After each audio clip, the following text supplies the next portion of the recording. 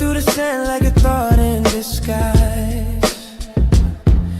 The scarab spins truth where the cosmos collide. Energy whispers, it never says goodbye. The Beatles crawl, the Beatles rise. Go to AmericanHealer.website now. Get the tools for health and inspiration the way God intended. Sort of burst the chaos, yet the chaos rise. My name Beatles, Beatles, Beatles, over and over, spinning the world in the grip of their shoulders. Beatles, Beatles, Beatles, under and over, rolling through time till the blackness is sober. The heat fades lower, the order begins. A stillness so perfect it hums from within. The void sings softly, entropy takes a bow. In the shadow of silence, the scarab knows how. The second law is dancing, feeding life through decay. The third law holds the promise that the stillness will stay. Rolling through the sand like a cloud in the sky. The scarab spins truth where the cosmos shine. Under and over, rolling through time till the blackness is sober.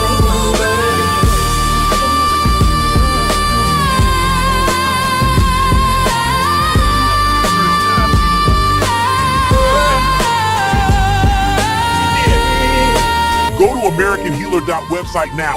Get the tools for health and inspiration the way God intended. Rolling through the sand like a cloud in the sky. The scarab spins truth where the cosmos collide. Energy whispers. Side effects may include diarrhea, seizures, hair loss, eye loss, teeth loss, leg loss, divorce, getting arrested, diarrhea, death, paranoia, your friends blocking you, dizziness, prison, your eyes falling out, uncontrollable gas. You will die if you take this.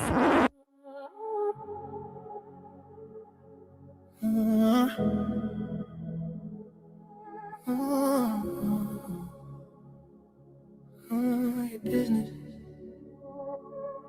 The mind your business. The mind is money. Repent is your self-defense. If it don't make dollars, it don't make sense. Dollar, dollar, dollar, dollar bill. Dollar bill, dollar bill, dollar, dollar. Built it all on dollar bill, the foundation. Every dream starts at the bottom before it turned into a nation. Yeah, built it on some shortcuts, no inflation. Every dollar got a story, the currency of patience. Started from the bottom, now we started from the bottom. Started from the bottom. Money's blood, a magical force. The logo with money give life to a corpse. Health is wealth, it's spell a glitch. If health is wealth, how does the courts get rich? Just that Wall Street flow, baptism, homage. You know human lives, stock and bondage. It's what you crave. Banks direct the way again. Banks directing the way. Dollar bill, built it all on dollar bills, the foundation. Every dream started at the bottom before it turned into a nation. Built it on, no shortcuts, no inflation. Every dollar got a story, the currency of patience. Started from the column, now we started from the column. Who started? Started from the column, wealth is inside it. Don't mean Osiris, the first course we were doing during mean. Here the reason for the number 13, pyramid symbolism, understand the doctrine. Knowledge branches came from like a knot in the rose from the. She trapped the stakes, the 13 straight. After the 12 days, Osiris' days on Aries was gaze. The Emmys, the logo stamped engraved. In the beginning it was the birds that in wave. One is one is from Abra, I am. One is one is from Abra, I land. Every second she said it's a pit. Let's talk about living in sin. It was money, little long. It's just a coincidence. State religion is the strongest. We got money, make money, money, money. We got money, make money, money, money. We got money, make money, money, money. Guilty all on dollar bills, the foundation. Every dream's right, the bottom for a turn to a nation. Lifted on with a short rush of inflation. Every dollar got a story. You can't see the So this walk on my vision never was empire, built brick by brick, dollar by dollar, know they chase 10. Honest for the flex, I was cannon every grind. Just under respect, my befores, don't forget the time. Every nest I found some feet, I don't give up with the dream as they vision than a brick. I should fake love, hope for paper, I seen paper, turn to power. Got the truth in every tower, these are veins don't sleep the hours. Residents never bring me out what you gon' do with this. I'm gonna no like to make the singers do it is. I don't work some money, I command. When they go work, don't go logic. Dollar bills teach you economics, train bills teach you standards. Make money don't straight on aliens, get full of mass, different pride. But if you don't respect it, you're on hand. Try one for every time. American money, your side, standard, seen as an opportunity. You want it left for it's a tribal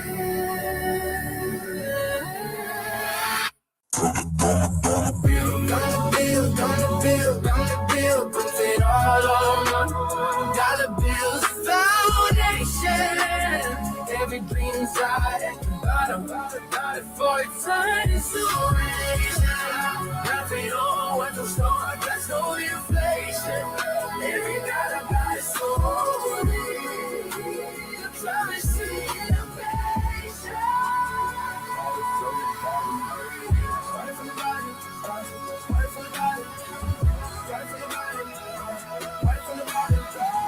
Everybody keep the signs in the side, they don't see the structure, holding it up. With the best we hoping, don't try bother, and we're not counting it up. He is the mission, true value is for kitchen. And mine expensive, no people convinced that I'm crazy. No life, blue, I think on ice, the game is sliced. Hell is information, QRC is the station. Freemasonry is station, got Freemasonry is the station. When is one from I am it. When is one from I am it. In a sentence, of cynicism, let's talk about living inside. People with the most living in the obvious, it's a closeness, but my living in a strong.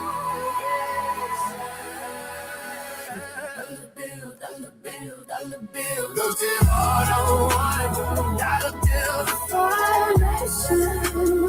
Every drink star at the bottom, before it turned into waste. Look at all what the sun has for inflation. Every dollar got a story. Currency imitation.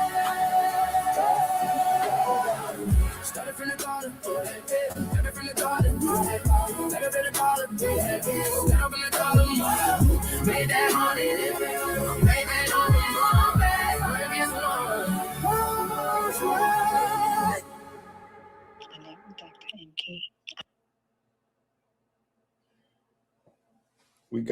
We got Peyton in the building. What's going on? What you doing up here, Peyton? How y'all doing? I'm in the flesh. Yo, Great Dr. Inky, you know, extremely appreciative. Thank you for bringing me up. I just joined because you dropped the link, you know. Well, I dropped the link for our for my brother. He's supposed to tap in so he can expound on some masonry stuff. Who's your brother? Well, he's supposed to be jumping in here in a second. He's supposed to be jumping in here in a second. You know, I have to get somebody with more degrees than I have.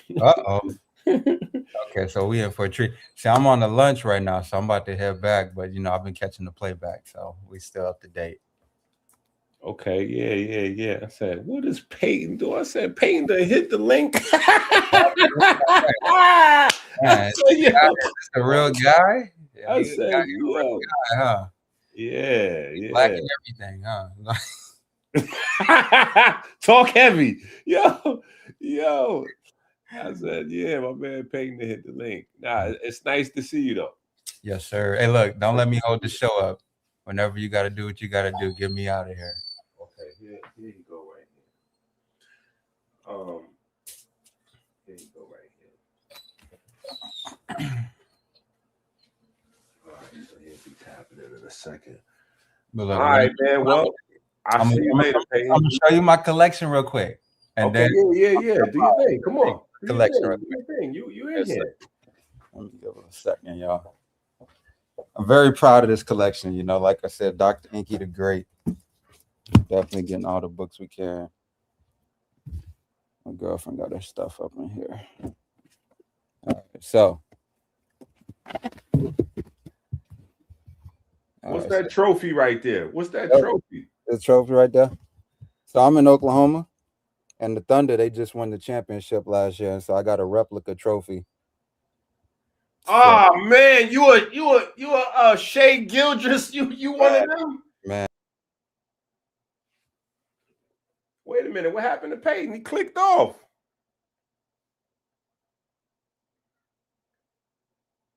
Before he even got to show us the collection. Where you go, Peyton? Click the link again so we can see that collection. You see how that go right there? My bad. All right, no, that was the spirit. Let me tell you something. Hold on. Let me tell you something. That was the spirit of LeBron James that clicked. All right, so this is my Dr. Inky collection. So we got a good little bit of books. Let me bring it out. You can see that. I like that. So then we got some tucked away on the side. Yeah, I like that. You know, but we got some special books over here. So we put you up here with some of this. You see that right there? That's the one. Okay. Right there. Yeah, right there. We working with that little Shaka Zulu, Hill Harp. We got some stuff, and then we keep the business books down on the second level. We got some more Dr. Inky, but they in the bag. They all around. But when I like that. When I get the full thing popping, I'm gonna be back. All right. I like that. I appreciate that. Yeah, I like that. I like being. I like having books in that section over there. That's a nice little vibe right there. Hey, my crown jewels. Yeah, I like that. The ones that I'm looking for, you know what I'm looking for. I don't got them. I keep them too close. You know. I was about to say you probably working with them, so that's why I can never find books, because the books that I'm working with never in the library. One of my favorites. Yeah. Talk heavy. Yeah, we got some good stuff here. Now some of these, let me see what I. Oh man. Yeah. Oh, man. Yeah, talk heavy. That's the one right there, man. Oh yeah, some of these. Let me see. I probably got another 20 books everywhere. But yeah, I'm about to jump off this, so you get busy. All right, appreciate you, bro. All right. There you go.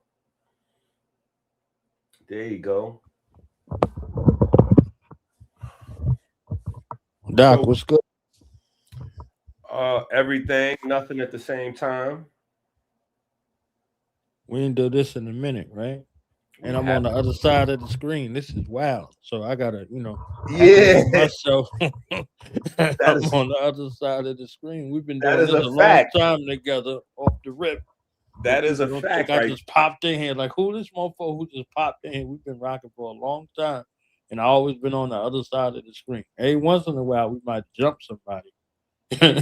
Well, I've been on the screen in some kind of way, but it's an honor to be on this illustrious platform with you. So I wanted to give honors to you.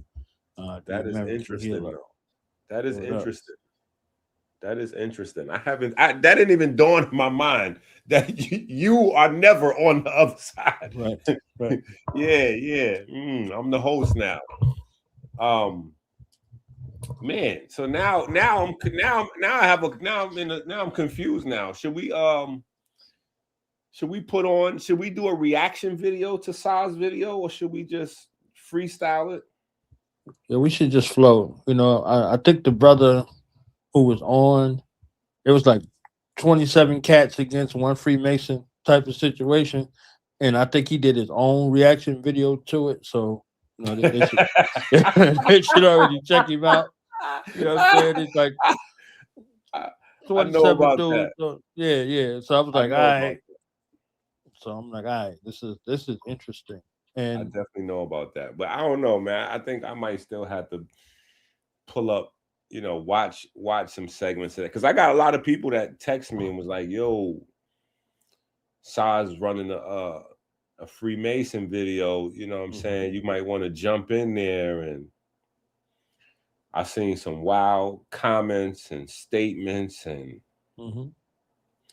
but at the time, I Tuesday nights we do like a regular show on one of my other brothers' platforms called Comedicine. It's like a podcast slash health show slash roasting sessions slash. You know what I'm saying? Like it's it's a wild show, but so I didn't have time to I couldn't jump into the other, you know what I'm saying? I didn't have time because those conversations over there be conversation slash argument, you know what I'm saying? Them joints can potentially go all night, you know what I'm saying? Especially for nothing. Right. For nothing. For absolutely nothing in the end. Right. So I didn't have a chance to jump on there. All right, so I guess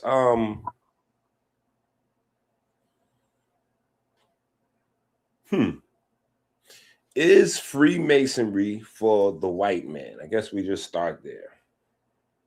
Or is Freemasonry European? Maybe we do it that way. Because I think that's where I kind of hear every time I catch clips of these conversations, that's always what I hear. Either something about, the Great Lodge of England or Illuminati or the white man is controlling the black man through Freemasonry or some of these, some of these wild ideas. So yeah. The thing that we should establish first, that there are people out here who do wild stuff in our name. So if we if we run away from that, then we further along. And I think that was the part of the thing where we be trying to do too much damage control and this and that. It's like, no. But that's human nature, though. Yeah. Any group of people, you're gonna have people that do, like, if you look at black people as a whole, you got people that kill people, people that heal people, you got people that rob people, you got philanthropists, you got rapists and killers, you got accountants and teachers, you got any segment of society, you're gonna have straight people, gay people, fat people, skinny people, like and it's. But if we don't, like when they go to us, because they, there's a quote unquote certain level of mystique, and then there's a certain level of what I think I know about what you do and all that. If we don't acknowledge that there are fools out here, and these are other people who have done things in this name in particular, we get specific and say, hey, these guys did this stuff. That's not affiliated with what we do. Let me tell you about what we do. Like for instance, just an example, right? On the general thing that you're talking about, the Black Panther Party guy out of Philly, right? Recently got a lot of buzz. Everybody's looking at this dude, blah blah. So the people are like, "Yo, get out of here with this dude. This dude is a blah blah blah. This. They did all of that stuff, right? But nobody said, "Hey, this is what we stand for. This is who we are. This is what we do." So we started doing this thing since Masonry came out. Anti-Masonry was birthed the same day it was birthed, right? So when you start to look at it, it's like, all right, this comes out as a thing where I want to keep people away. So I'm like, hey, they drinking, kangaroo blood up in there. You sure you want to go up in there? You understand what I'm saying? So you get far-fetched and crazy. But are there people that existed on the planet that have done things wrong and they have been affiliated? Yes. Let's deal with that first, so then we can deal with the best part. We get the poor part out of the way all the way. You understand what I'm saying? Like, have there been people from different walks of life that come into this way and did wrong things? Yes. Let's acknowledge that, and then now we can deal with the actuality of what it is you really want to know. You understand what I'm saying? So it's like, all right, I've saw most of the stuff that's written, most of the stuff that's online, most of the stuff that's in the movies, all of those things. Like, so anything before the internet, or most of the books that came out, read them all because you have to be familiar with what's out there.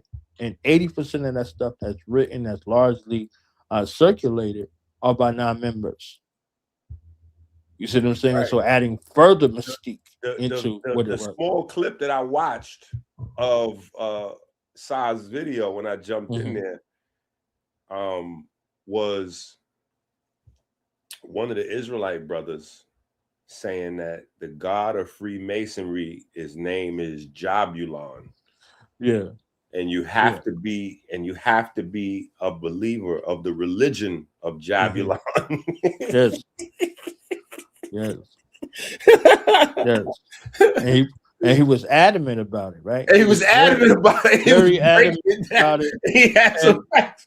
Yo, I loved it. I loved it because I did an interview with him. I've been on 3 platforms, including this one, talking about Freemasonry. Dog Diamond's platform, Yara's platform, and this one. No place else do I really talk about the craft. And it just was haphazard that this happened.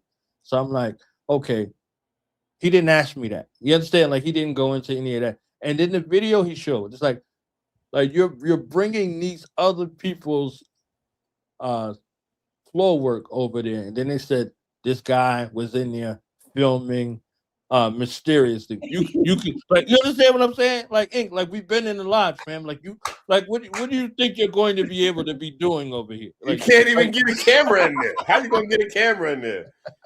That's crazy. If you're filming something, somebody wanted you to film it. You understand what I'm saying? Like, what do you, like, you can twist it and flip it up. A Catholic dude in the Masonic lodge. Are you crazy? So when people don't know, they assume, like, okay, all of this stuff is together, blah, blah, blah, this and this. And, you know, you can't be a Luciferian and be no Mason over here. I can't vouch for what they do over there. You can't say your God is Lucifer, your God is Satan. You can't be an irreligious libertine madman or a fool. You understand? Like, these are tenets. Like, so somebody asks you straight up before you see anything, do anything. You understand? Like, what are you talking about? Not only that, like, they're gonna ask you, but then they're gonna ask around and do the homework when it's right. time to research you and vouch and all right. that other processes. Right. So the preoccupation that they have with our craft is secrecy, right? They say, oh, you know, this y'all got secrets. I'm like, fam, the guys that's the ministers, the guys that's the reverends, all of that, what y'all learn in school, you agree to a certain level to have a level of secrecy about what you teach the congregation. You ain't giving everything out. You understand what I'm saying? Otherwise, you don't exist. If you don't need somebody to teach you the Bible or the scripture or the way of the church organization, you don't have a job. You don't have a job. If I could just pick up this book and read it from Genesis to Revelations, what I need you for? So if you're a guide, if you're a counselor, if you're doing this, blah, blah, blah, that, then you have that. Like, so they'll say that and ascribe that to us as if nothing else has secrets. Like, all right, let me go on the Senate floor and say, hey, fam, what bills y'all passing up in here that's going to affect my family for the next 100 years? You can't go. They ain't like, hey, let me go in the judge's chamber and see, all right, what they deliver, like, what's going on up in here? Like what you doing up in here? Oh, let me go to the precinct, my local precinct, right? That's public out there, and walk in there and say, hey, where y'all rating at today? You understand what I'm saying? Like we go through these things and then give the mystique to something that shapes the Western world. Back to your question, something that's adopted and shapes and gives quote unquote space of morality to operate in the Western world, and then you're in it and you're subjected to it, but then you acknowledge it as something that's apart from you at the same time. You understand what I'm saying? I was like, yo, you work somewhere? You know, the guy was like, yeah. I was like, did you just walk in and say, I work here now? or did you go through a screening process?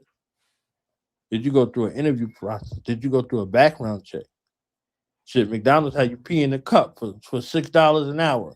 You understand what I'm saying? Like you walk in a place like, hey, I want to work here. They like, hey, well, you gotta have this uniform. But before you go, you do all that, go pee in this cup. You gotta pee in a cup for $7 an hour. And you looking at us like we ain't never asked you to pee in a cup. You understand what I'm saying? But you like, oh, these the extents in regards to how these things go when you don't have the articulation to describe what you do to the general public. So they have to make it up in their own imagination. You see what I'm saying? So a lot of cats they run from questions, they dodge questions, all that. I'm like, what you want to know? I spent the last 2 decades and a half talking to people who got all of the questions, all of the people who on the fence. They were like, yo, call knowledge. let them talk to such and such. Oh, call knowledge. And you go sit with this family. Oh, the wife is uneasy. Go sit with this family about it because I utilize the time in the craft to learn how to properly articulate this. Because you can't articulate it to the membership, they're not going to articulate it to the public. It's a bunch of people who've been in this craft. They've been acting like entered apprentice for the entire time that they there. You understand what I'm saying? Maybe you might get a semblance of a fellow craft, but most of the time, by and large, regardless of how many degrees and what they done, they've been running around here timid, shook, and afraid to talk about something that they claim they love and they've been doing most of their adult life because the articulation isn't there. And, us in the lodges haven't done a great job in articulating that. Our counterparts, on the other hand, say, yeah, come on in. Yeah, we're having dinner. You can ask us any questions you want to ask us, blah, blah, blah. Oh, we're having an open house. Oh, we're having this. Oh, we're having that. On the other side, it's like, oh no, we can't say nothing. We can't do this. Who cares? This stuff is public knowledge. This dude pulled out a Duncan's ritual and put it on the screen. So if it's a secret, how did you get that? Like, how is this available to you? How is this video available? I be telling people all the time. Like, come on, stop them playing. joints is free on the internet and $10 in the store. Right. You go to any bookstore, they're not gonna ask you nothing. They're just gonna check you out, fam, and go. You're gonna be gone. So and not check you out like examine you. Right. They just gonna check you out at the checkout. Like they just gonna ring it up. You want fries with that? That's it. You just purchasing that and you out of there. So it's that's not that's not and now let me say this. Disclaimer. Almost none of Freemasonry is in the book. Let me just say that part. Almost none of Freemasonry is in the book. So, because people try to read the books over and over and over and try to memorize stuff, and you still not going to be, you're not going to look like an actual Mason because the spirit is not in the book, and that's something that I talk about in terms of science and chemistry, not necessarily in Masonry, but in chemistry. I talk about that all the time, that you have in science, you have elements, you have calcium, you have magnesium, you have iron, you have, molecules, and you look at them on paper written down. But those chemicals are not what life is. Life is the thing that emanates from those chemicals. So it's like music, and I use music as an example. You have sheet music. So you can look at sheet music and you can look at the notes, but the sheet music is not what you hear in your ear. It's not the sound. It's not the harmonious acoustic waves that your brain registers and sends through your nerves and bones. It's not that. So there's a large difference between sheet music and actual music. And that's a big part of, I think, that's a big part of the online mystique as well, because people get the book, maybe, or they download something, or they see a piece of paper or somebody, you know, and they think they have something. They think they have something, and they don't realize, okay, oh, I look at this on page 68. I got your handshake right here. Look, this is the handshake right here. Okay, so you got the handshake on page 68. Now, what does that handshake get you access to? What you doing with that? Where do you go with that? How do you apply that? What is that used for? And so I think that the whole idea and the scope of maybe Masonry is lost. And for clarity, I try to take people back to the understanding of, you know, what the church did, you know, at the inception of the church, and how the church kind of forbid science and nature and any of those things from being studied. And so particular types of conversations had to go underground. And so we owe a lot of the world's discoveries and technology and all those things to Masonic minds, whether we're talking about Black people, white people, Asians, you know, behind the scenes, we had what was called the hidden, what was it? The invisible college. Yeah. The invisible college. And so a lot of these, you know, people that we look at in science, especially during that little Renaissance era, you know, that was just the fruit of Masonry making it to the public, you know what I'm saying? Because there's a time period where if you was talking about the sun, you know, if you was talking about, one of the things we do, let me take it back. One of the things we do is we talk about health from the standpoint of, because you've been out the loop for a minute, so we use timelines a lot. And so we talk about how in America in 1765 is where medical schools first opened. So you get your first medical schools in 1765. But we don't learn what a water molecule is until the 1800s.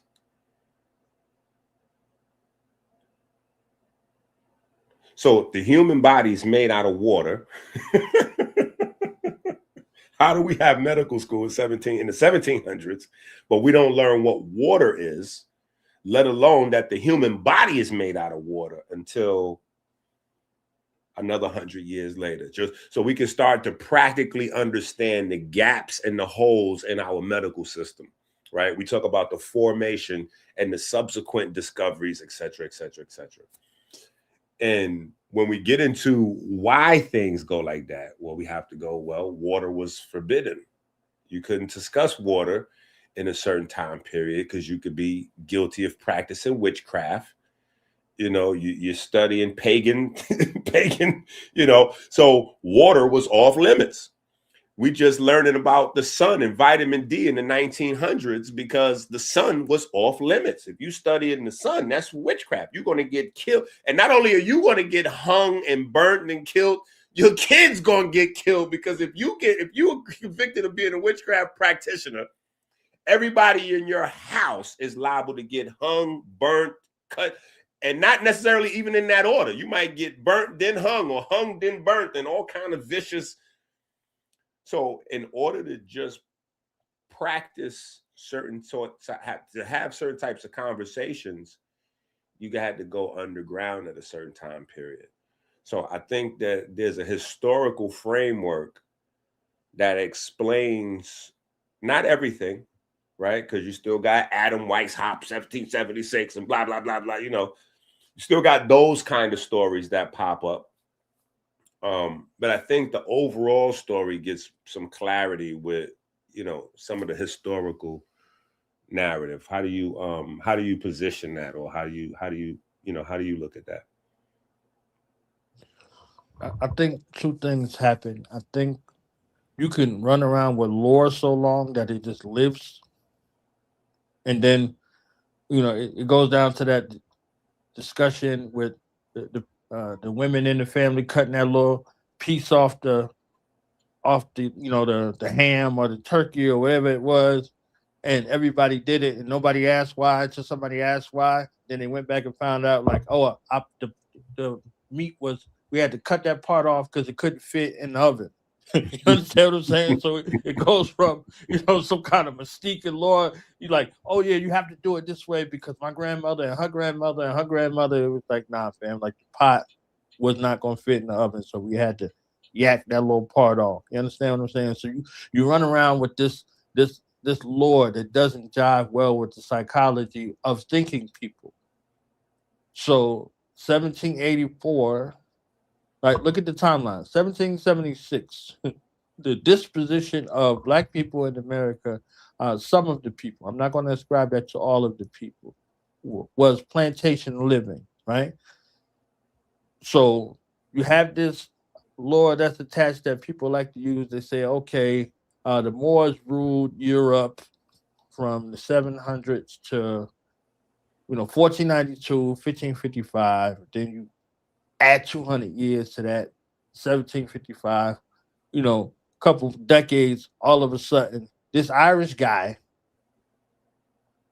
sees these black dudes say, "Hey, yo, I think y'all cool, man. I'm gonna bless you. I'm gonna bless you with these secrets that we've been using to rule the world. Y'all can have it.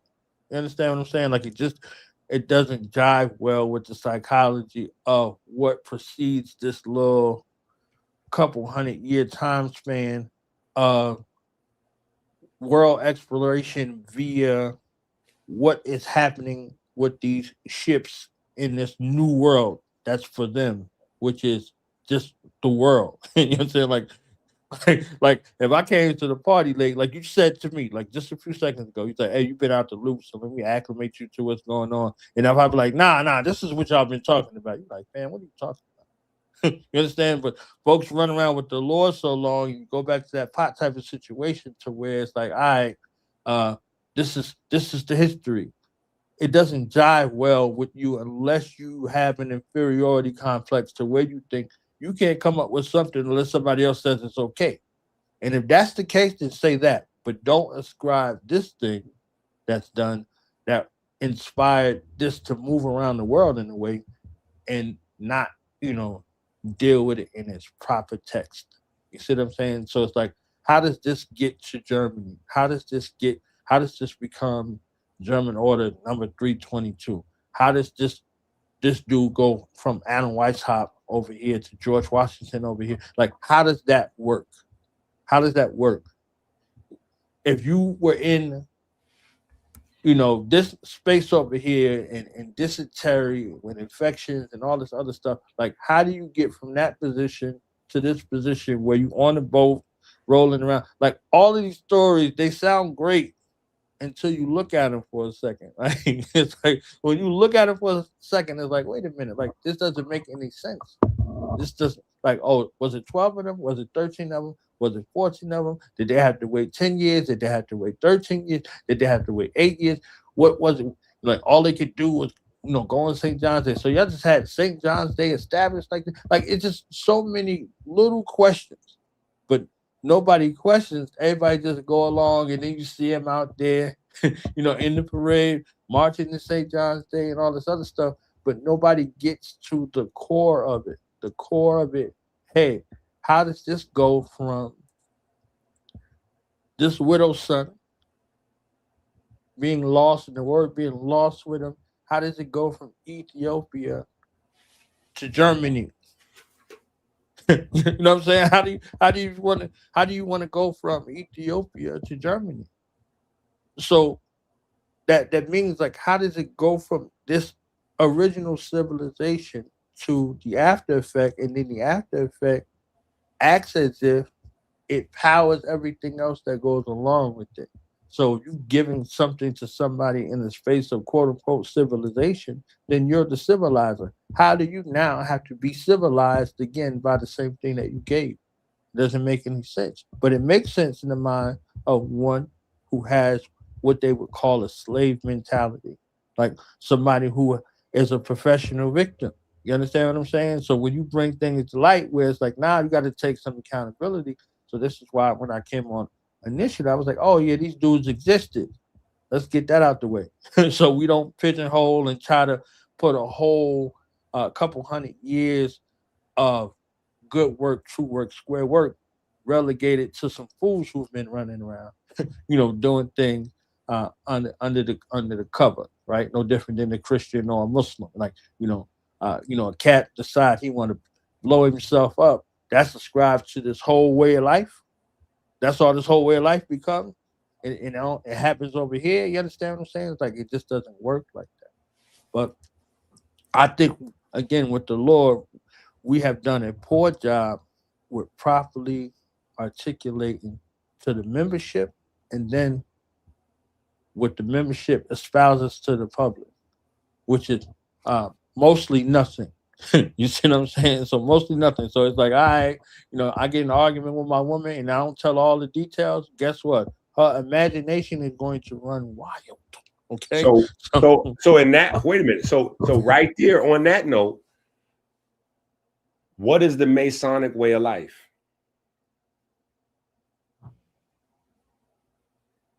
In what regard? Just if somebody asks you, what is the Masonic way of life? In the general sense. All right. And so in the general sense, you're dealing with a group of people who take care of one another, right? So you're dealing with a community that has a center of striving to bring the best out of one another, bring the best out of, your families and whatever your pursuits are. You see what I'm saying? As long as they righteous. So you have a center focal point. You got God and you got man. And man is encompassed within family, and family is encompassed in community, right? So we look after one another in that regard. And that begins in your family and extends to the human family. You see what I'm saying? So like when you said the Asians, right? So there was some Filipino brothers that rolled out the red carpet. You understand what I'm saying? There's some Vietnamese brothers who rolled out the red carpet. We didn't speak the same language, but we saw each other in that manner based off of what we both did. You understand what I'm saying? So it's like that's a different thing. So you have to deal with these things in regards to what your community does first. Back to family. Wait. When you say there was some Filipino brothers that rolled out the red carpet for you, and Vietnamese brothers that rolled out the red carpet for you, what do you mean by that? Expound on that. So you were in the Philippines, or they were here in the States, or you went to Vietnam, or what? Like, what do you mean by that? No, where we. All right, let me back up because that was great. That's why he the doctor. You understand what I'm saying? We were at an event, and they invited us from our event to their event. We were in California, so they rolled out the red carpet over there. It was like, oh, the brothers are here, blah blah blah. You see what I'm saying? And so it's like, all right, we went over there, we fellowship with them, and then the next night, there was some Filipino brothers that heard about us, and we was there, so we was over there with them. You understand what I'm saying? So it's like, Cali. Yeah, this is Cali, but this is, it's not an anomaly to California. It's, travel is travel, right? I could give you another example. There was a brother of mine. He had lost his passport at the airport, so he was basically stuck, right? So he told me he went to the where they make the announcements, and he said, "Can you make an announcement for me? Mr. Boaz has misplaced his passport, and if anybody could help him out, please come to the information desk." He said 50 people came over there. 50 people came over there because Mr. Boaz had lost his passport. That's a hell of an announcement at the airport. Right. And the fact that they did it, you see what I'm saying? They'd be like, hey, get out of here. What are you talking about? So it happened to him, right? So these are the kind of things to where this was an emergency situation, and this emergency situation, the brother was able to get where he needed to go and do what he needed to do based off of that, right? But again, like this is a family thing first, right? So if these tenets and principles were there in your family, automatically, and then extend it to the community, and then extend it to the human family to see one another in that manner, right? To go beyond different races, creeds, colors, with all of the calamity and the foolishness that's going on, it goes down to like a basic sort of need. So this Masonic way of life is to extend, your hand in fellowship to your fellow man, whether they are a Mason or not. You understand what I'm saying? So we do work in the community. We do work with the homeless. We do work in the schools. We've done all kind of work in that regard, in regards to being a staple in a space with people in the community, people in need. Okay, hold on now. We got to stop right there. We got to rewind. So we do work in the community. We do work in the schools. We do work in the hospitals, the homeless, the community, corporate universe. You're talking about philanthropy, right? And for the people listening, philanthropy doesn't necessarily mean you have money to give, because I've heard people make that mistake, like, well, I need somebody to give me some philanthropy. Like, no, it's not. It's not. Time is more valuable than money.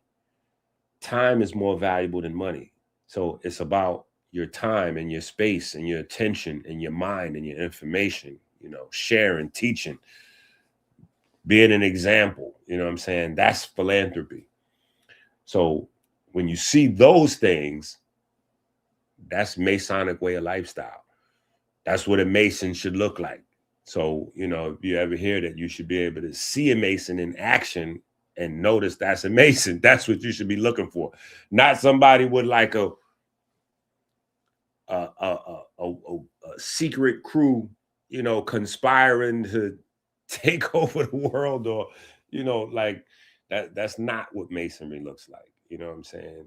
Masonry looks like, a man with his family somewhere teaching or lending his time or his hands even.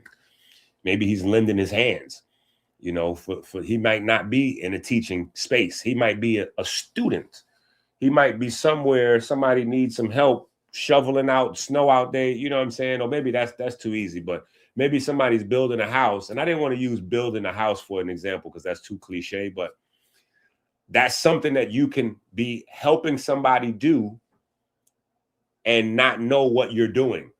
But a person said, hey, I need some help working on this. Can you give me a hand? Yeah. You don't know what you're doing, but you do have two arms, a strong back, so you can get over there.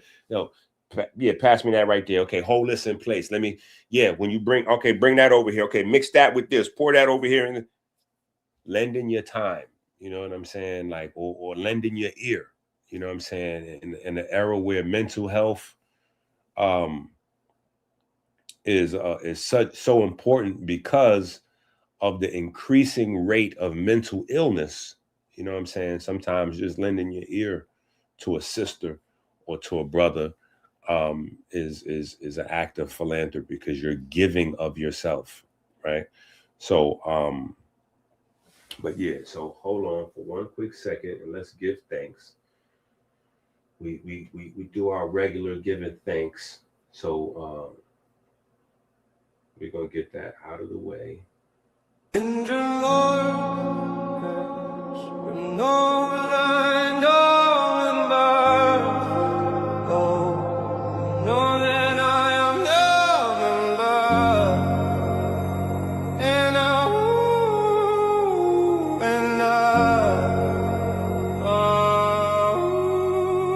We give thanks and praise to the Most High God for the divine spark that set our cells into perpetual motion. We give thanks for the magnetism of the Most Holy, the magnetism that repels and attracts the ferry boats of light 60,000 miles every 60 seconds throughout our vessels and caves. We give thanks for your ability to drink clean water every 60 minutes, flooding the river of life. We give thanks that sugar has not covered our ferry and turn them into stone. We give thanks that darkness has not covered the riverbanks with calcium and turn them into stone. We give thanks that anger and fear have not turned our almonds bitter, turning our heart to stone. We give thanks for smooth sailing upstream through the valley of death, through the superior vena cava into the right atrium. We give thanks for smooth sailing around the heart through the corona crown, joining the vortex in the right atrium. Yeah. We give thanks for the perfect black solar repeater that induces the primary electromagnetic wave, opening the mouth of the Kodesh HaKodashim. We give thanks for the mechanic breakthroughs when the mouth of the Kodesh HaKodashim closes. We give thanks to the ray wave reflecting on the semi-lunar valves, opening a pathway to the vineyard. We give thanks for the mechanical wave produced when the lunar gate to the vineyard closes. We give thanks to the Most High God that provides the light in our breath and the light in our breath. We give thanks for the finned olfactory system that makes our grapes ripe with light. We give thanks for the jet pillar that provides us with a stable fleet of ferry boats to dock in our vineyard. We give thanks for smooth sailing through the pulmonary vein into the storm of the left atrium. We give thanks for the perfect black solar repeater that induces the primary electromagnetic wave, opening the mouth of the Kodesh HaKodashim. We give thanks for the mechanical wave produced when the mouth of the Kodesh HaKodashim closes. We give thanks to the ray wave reflecting on the semi-lunar valves, opens a pathway into the holy royal arch of the Waceptra. Give thanks for the magnetism of the Most Holy, the magnetism that repels and attracts the ferry boats of light 60,000 miles every 60 seconds throughout our vessels and caves. Amen.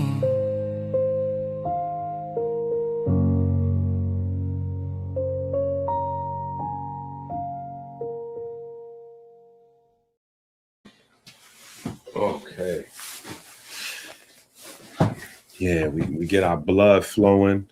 You know, we do our toe raises, heel raises, squats, push-ups, jumping jacks. You know, we do a quick little 3-4 minute exercise routine while we give thanks for free flowing, healthy blood, you know, the circulatory system, the heart, and you know, et cetera, et cetera. So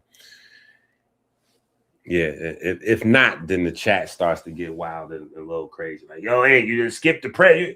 So we gotta make sure we get so all right. So German Order 322. Yeah, what they would call the skull and bone. Yeah, German Order 322, skull and bones. Mm-hmm. What is that? Is that a Masonic organization? What is the German Order number 322? What is the term order being used as a group of people? Is it being used as a directive to follow? Is it being used as an entendre to mean a group of people with a directive to follow? What is German Order 322? Now see how you got educated bars in the question. You see that? Like, so in order to understand that, you would have to know how Germany is socialized, right? Ancient Germany to present, because they haven't departed. They have guilds, right? So the story would go to say that we deal in the realm of two types of masonry: operative and speculative, right? So in the FC degree, we walk through that. So the operative builders, they came up in guilds. They family. Like, so if you was a blacksmith, you was the son of a blacksmith. You understand what I'm saying? So that these are the orders that they go after. And if you came there, you was an apprentice, and then you was a fellow of the craft, and then you were a master. 7 years each, depending on where you were. Go ahead. No, I just want to say that is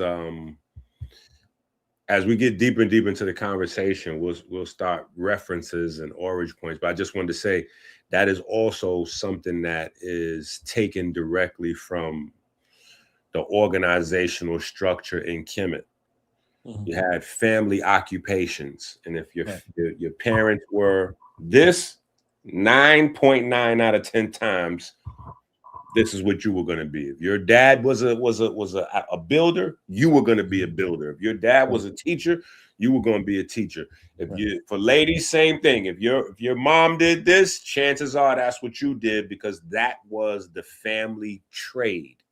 Right. And the term trade is also an entendre. It also means multiple things, because trade means the way we think of it today, like this is your skill set for your job.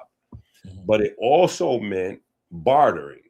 So it was the thing you traded. That's why it's now called a trade, because your trade was the thing you traded. Your time was the thing that was the value. The same way, like how I explained philanthropy, the most valuable thing you have to trade is your time, because your time is how you work, is how you exchange energy.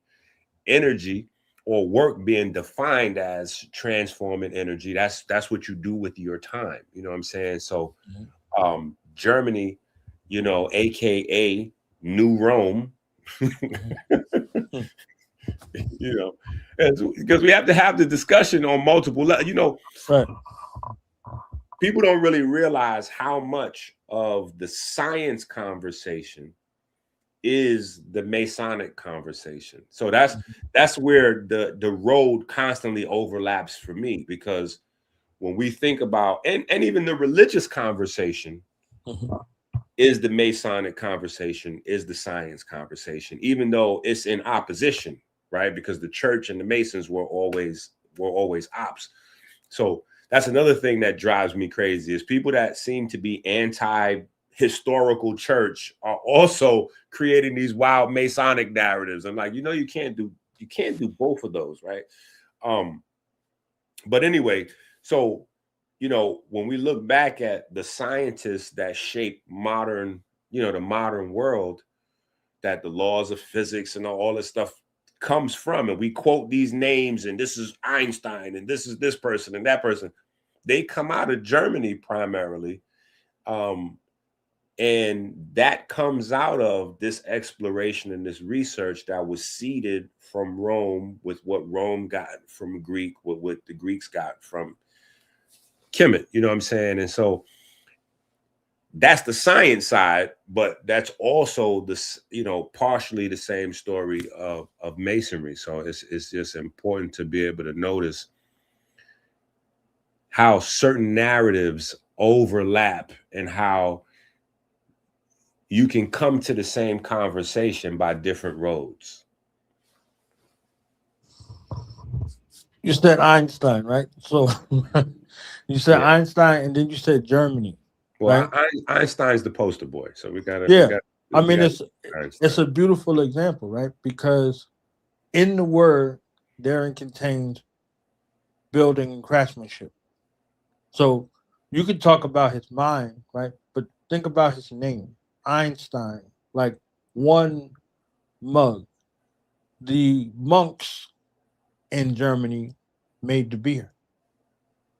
So the German beer you drinking, that's a guild that the monks studied their life for to create this recipe of the beer. Like, I'm like, the monks made the beer. They're like, yeah. So the beer mug, the fancy one, is called a Stein. The number one in Germany is Eins. So Einstein is like that one mug, that one mind, like this space where you're looking at this focal point or this source. So now look at the Western world looking at this, relegating these things to this one mind, right? Wait a minute. So Wait a minute. Hold on.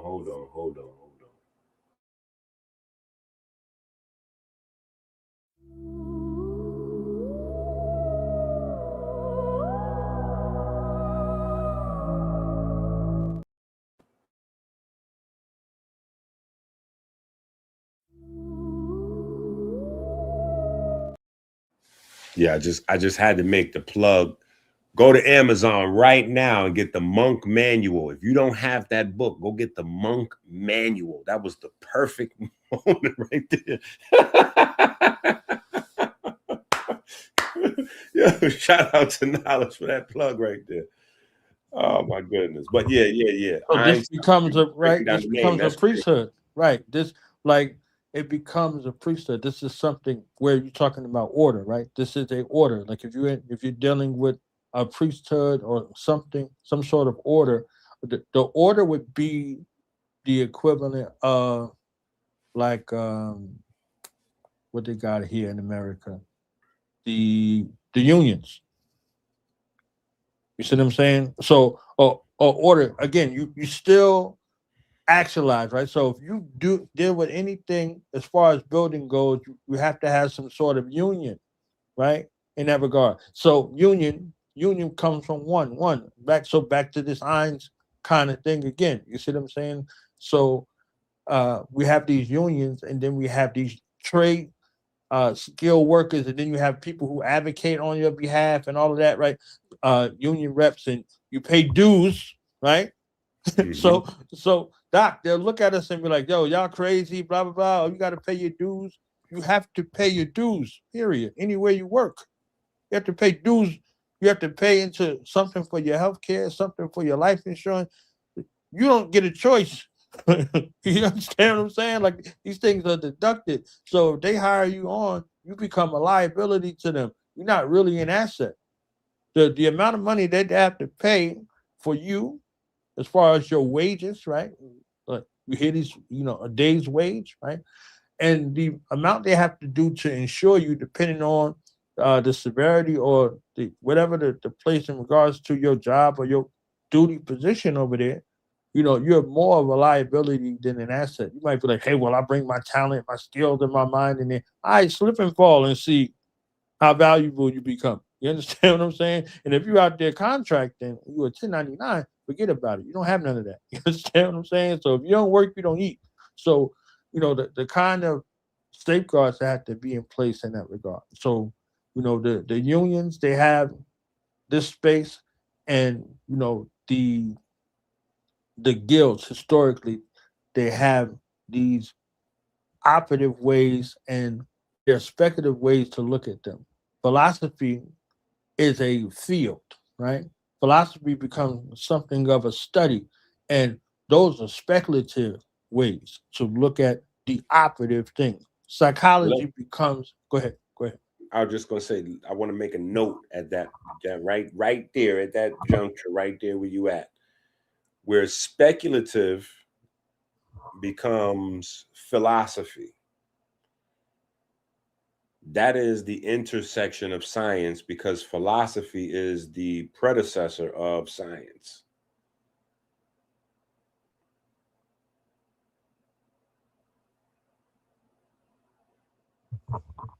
Yeah, no, you good. I just wanted to Okay. put that note. I just wanted to put that note in there because science as a term didn't start getting used until maybe 300-400 years ago. Mhm.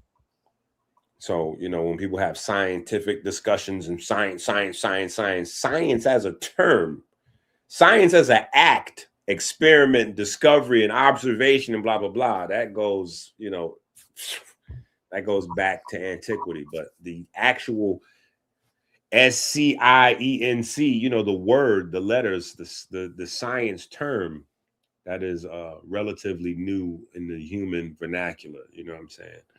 And its predecessor. So when we have scientists, or what we would call scientists today, that go back before the time of Max Planck or Darwin, even they weren't called scientists. We call them scientists today in hindsight, but they wouldn't call themselves scientists. They would call themselves natural philosophers or something like that. Mm. So opt inspect. Opt implies action. Spec implies looking.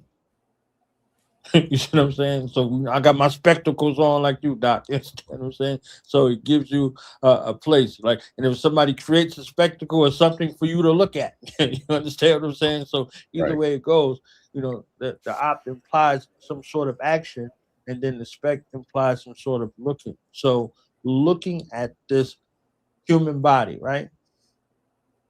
Now you begin to spect on its functionality, what it looks like when it's functioning optimally versus when it's not. You see what I'm saying? So it's like, all right, let me look at this car and let me begin to troubleshoot to see what's wrong with it. Because just because the engine making a noise don't mean that it's the engine, right? If people come to you like they be like, Doc, what's wrong? They be like, what's wrong with it? Hey, Doc, man, my knee. You be like, well, let me look at your head. Like, why are you looking at my head? I just told you my knee. Like, no. I gotta work the whole body and see what's going on. Like, so what you been eating in the last week? You like what? So you have to go through the processes and walk them through the processes of the body that they know not, and it's their body, and they've been walking around with it their whole life. You understand what I'm saying? So like they pull up to the mechanic not for the regular checkup, the tune up type of situation. None of that. They pull up like when the wheel's about to fall off. They pull in your joint like, Because they've been ignoring that check engine light. You know what I'm saying? right. So yeah. Yeah. So these things in regards to the building process, the building of man, because the moniker associated with Freemasonry is we take good men and make them better. What is the litmus test and the standard of good? How do you observe good?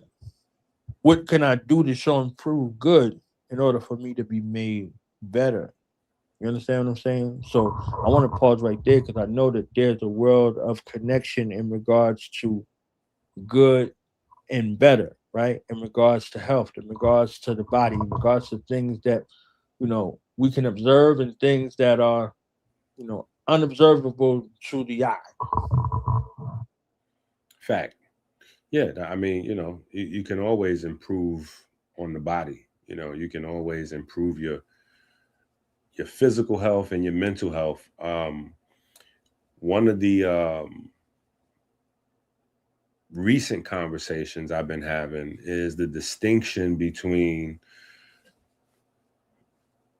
the historical definition and reference points of fasting versus the modern, because the confusion is, and what compounds the confusion is that it's the same exact act, right? So you have the spiritual definition, like a spiritual fast. And then you have the quote unquote fast where, I had a really good bowel movement for 2-3 days. And because the commercial interest jumped in, nobody noticed that all of the historical reference point for a fast are theological or spiritual. We don't have any historical reference points for fasting that are just solely based on, having a good bowel movement. Like that didn't exist in the historic. First of all, the food wouldn't allow you not to have a good bowel movement in ancient times. You know what I'm saying? Either you was eating, large amounts of fiber every day, or you was, eating slop and drinking beer, both of which will get you to the toilet regularly. You know what I'm saying? So constipation wasn't necessarily a thing, but all of the historical reference points for fasting are spiritual reference points, because the focus was always emotional health and mental health in preparation for an act, going back to op versus spec. So you had something that you needed to do, something you needed to get done, something you wanted to bring into fruition.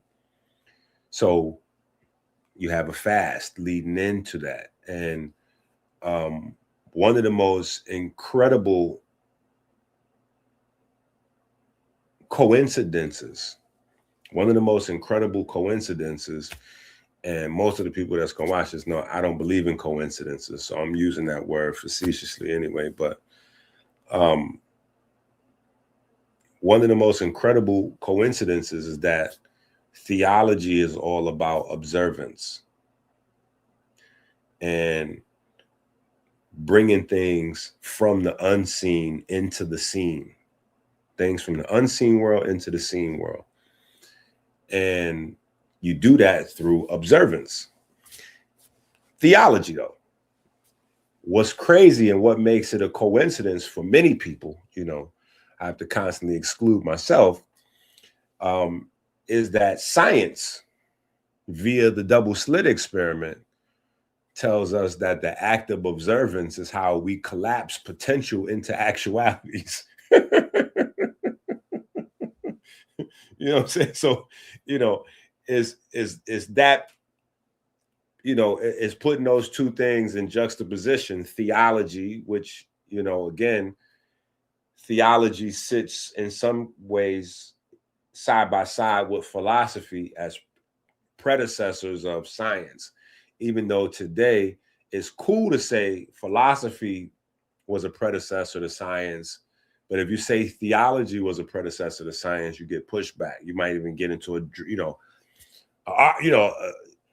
crazy, you know, the discussion can get passionate. We just put it there. You know, furniture can move. You know what I'm saying? So, it's just interesting when you walk back through the history. You know what I'm saying? It begins and it ends with the temple. Even though people have been distracted and taken off of that, you know, taken off their square, so to speak, so that they're not really understanding the focal point of the temple, you know what I'm saying? And building the temple and the idea of taking good men and making them better, or taking a good temple and making it better. You know what I'm saying? So there's always a lot to unpack. That's the beauty. That's the beauty of having a you know, a entendre language. That's you know, because we can say symbolic, allegorical, but today's universe, you know, today's battle rap smack DVD universe, you know, entendre is more, you know, people understand what that is. That rings a bell faster. So today, you know, we use the term entendre, but that's the beauty of having making those comparisons and using metaphors, that you can speak and still have multiple layers of truth, you know, in one, encapsulated in one idea. Right. And in the absence of that information, you know, things go awry. Well, people that's one of the things that causes massive hysteria and paranoia about AI, is that AI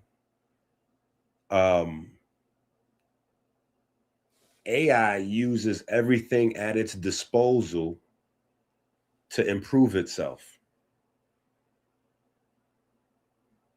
AI uses everything at its disposal to improve itself. And so what I keep telling people is, yeah, but AI is programmed off of us. That's what we're supposed to be doing. we just aren't used to having another person seated at the table with that kind of ability and drive. On planet Earth, A lion is going to be a lion is going to be a lion. A lion is not going to try to improve his station. and you know, a lion just going to be a lion. A whale just going to be a whale. It's only humans that will try to improve their station and encroach on other spaces and into other endeavors, because we have that ability, you know what I'm saying? And now we've created another type of person. We've created another golem. Only thing is, this golem that we've created has the ability of self-improvement, you know, whereas, you know, corporations, which is the original golem that we created, you know what I'm saying, artificial person, the corpse, you know what I'm saying, didn't have the ability of self-improvement. You know, we had to jump into a corporation in order to improve the corporation. And as people in the corporation, we improve ourselves, we improve the value of the corporation. You know what I'm saying? But that process of self development, that's the most powerful. Those are the, like, that's the most powerful. You know, that's what you're here to do. Like, that's everything. Self development. You know.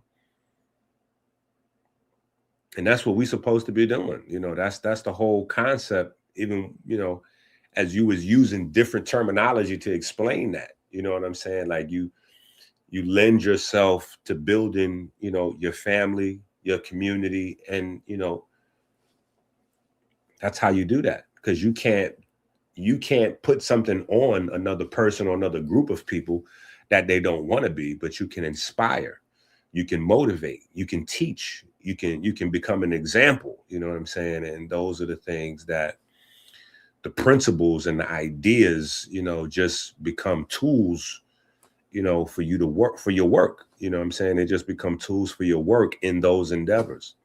And that's how you judge the righteousness. Because I know somebody's going to say, well, earlier he said something about righteousness. That's how you judge the righteousness. What are you doing with your time, and how does it benefit others? You know what I'm saying? So I remember we were discussing homeschool, and you know, I got to send you the story and the video. You and Chase, right? And you said how you begin just being Chase's dad to the community basketball dad. Like, you was like the weird dad, like you just was over there just in the cut, just I'm just here for my son, to everybody's dad. And then it's like, all right, Doc, you know, what's up with this and that? What kind of stuff can we do? Like, literally, you understand what I'm saying? So literally, one of those ways I became a youth basketball coach was that way. Like, my children were in sports. They ain't really have no aspirations to do that. I'm like, you're gonna do some exercise. You understand? I don't care if you're great at it, whatever. Just, strive to do your best. So I'm out there coaching because they're out there, right? So with my older children and with my younger children, uh, I came from coaching basketball in the army, and what I discovered was that whether the child or the person is 55 or 5, they're all the same age on the basketball court. So the things that the 5-year-olds was doing, the 50-year-olds was doing, acting like the same little children out there that need the guy that's, well, how come he ain't passing me? Well, he taking all the shots, and, well, why you take me out? And all of the stuff that you gotta try to redirect the 5-year-old to do, who don't really got the concept. The 50-year-old, who somebody told him he was great his whole life and he could shoot from half court, don't realize he got to sit down too regardless. You understand what I'm saying? So it's like, all right. So focusing on things that are important and how to take those skills that you're learning on the basketball court and apply them to life. So that became the strive over the last couple of decades, with equipping people with life skills in that regard. So you can take something that's uh, a speculative type of situation, and you can make it operative based on how you apply it in your life, the evidence in your life, the evidence, in your being, the evidence in your family, the evidence in your community. This is how you make it operative. It goes beyond the realm of speculation, and it goes into a place of practice. You see what I'm saying? So you went from the side of looking to being an active participant, and then now it's like, okay, this thing can't exist without you now. You understand what I'm saying? Like, you don't go for a day, they're like, yo, fam, where Doc at? Like, what's up? Like, he good? He all right? Like, the people coming to check on you, trying to figure out, hey, what's happening? How come you're not here? They went from looking at what this dude doing here to I can't not see this, I can't unsee him now. You understand what I'm saying? And you're part of the framework. So, these are the things we do, and one of many things that we do to lend our time. Children were getting bullied in school physically and then cyberly. So I'm like, all right, we're going into school for an anti-bullying program. You see what I'm saying? Teaching spaces of de-escalation and all of these other things, and creating activities to where people wait a have minute. to. I got a question. So, if I'm off, I'm off. But is this where your books came in, or yeah? Because you got a series of children's, or I won't even say children's books. I don't like the term children's books. I prefer family books, because I think that all books that come in the house, if they're for the children, the parents should still read them with or before the children get their hands on them. So you have a series of books, though. Yeah. So as an author, is this what influenced you to create the books, or how did that come into? That's the greatest question of the day, right? I get to, me and Doc go back, but we don't get too personal unless it's personal. You understand what I'm saying? So now I get a chance to get a little personal with Doc. Well, I don't get to get in this seat, so I'm in this seat now. Normally I'm over there, right? So normally I'm the interviewee. Right. So I ain't grow up in 158th Street in the Bronx. You understand what I'm saying? If y'all know him, that's where he grew up. Right? You understand what I'm saying? So it's like, I'm from Newark, New Jersey. You see what I'm saying? So I'm actually just from Newark, but I'm saying Newark, New Jersey, because people might be like, "Is that Delaware?" And then, I had to choke somebody out. Like, nah, that's Newark. Right. That's I'm from Newark. That is not yeah. Don't ever right. So I'm from Newark, New Jersey, and I was what you consider an at-risk youth, right?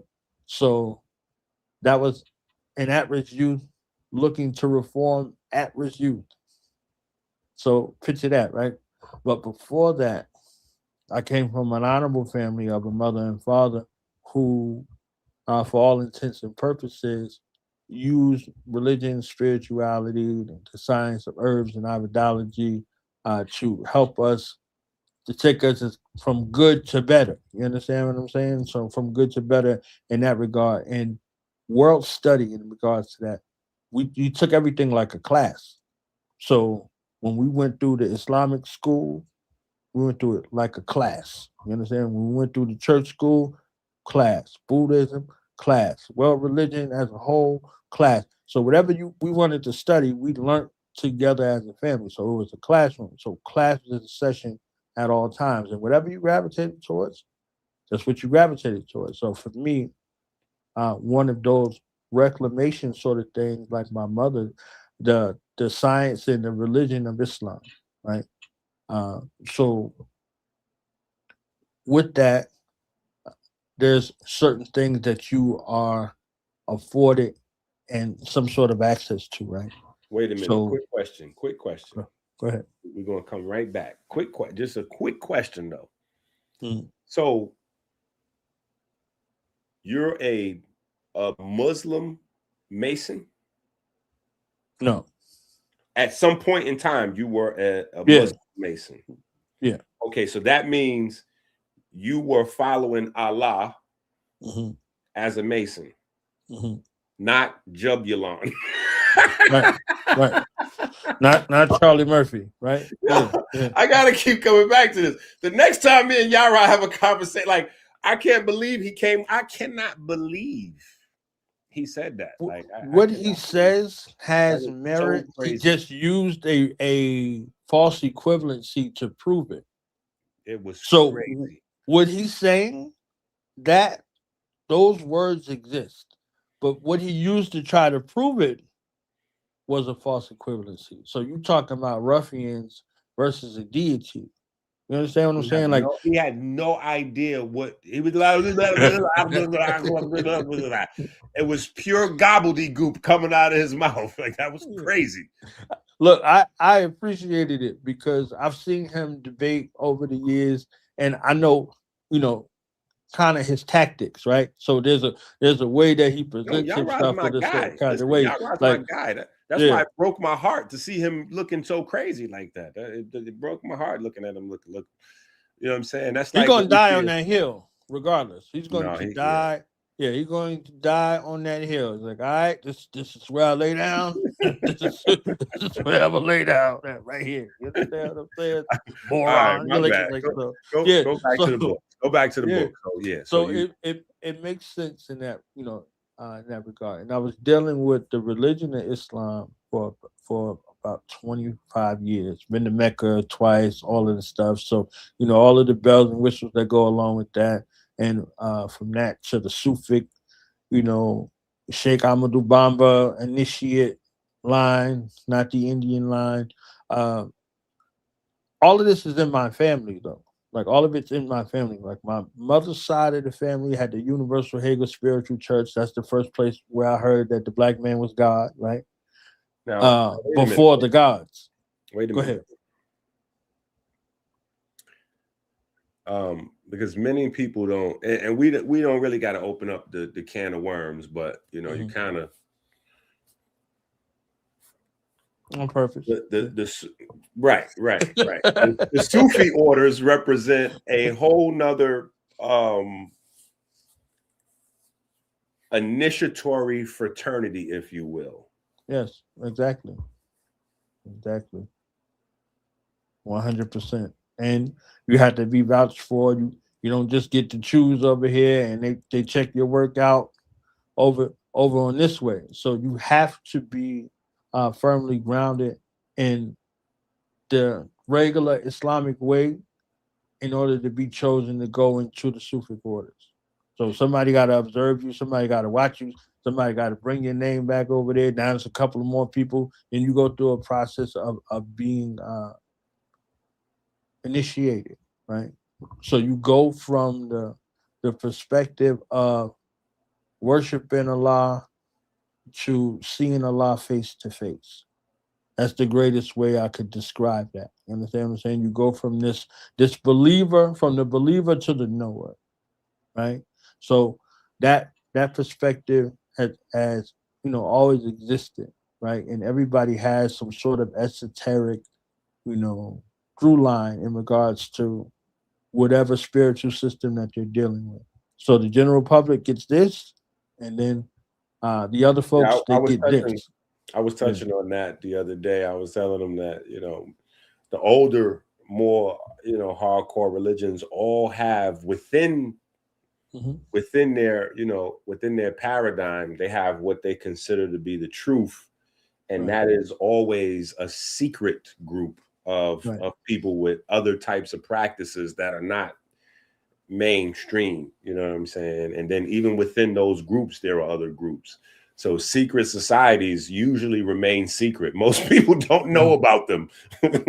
Most people don't know of their existence. You know what I'm saying? You have to get into some groups to even figure out about, like, wait a minute, who's that guy? Wait, no. Who's that guy?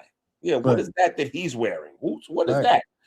You know what I'm saying? So yeah, and that was never demonized, right? It was never demonized. No, it was never cast aside. It's just what it was, right?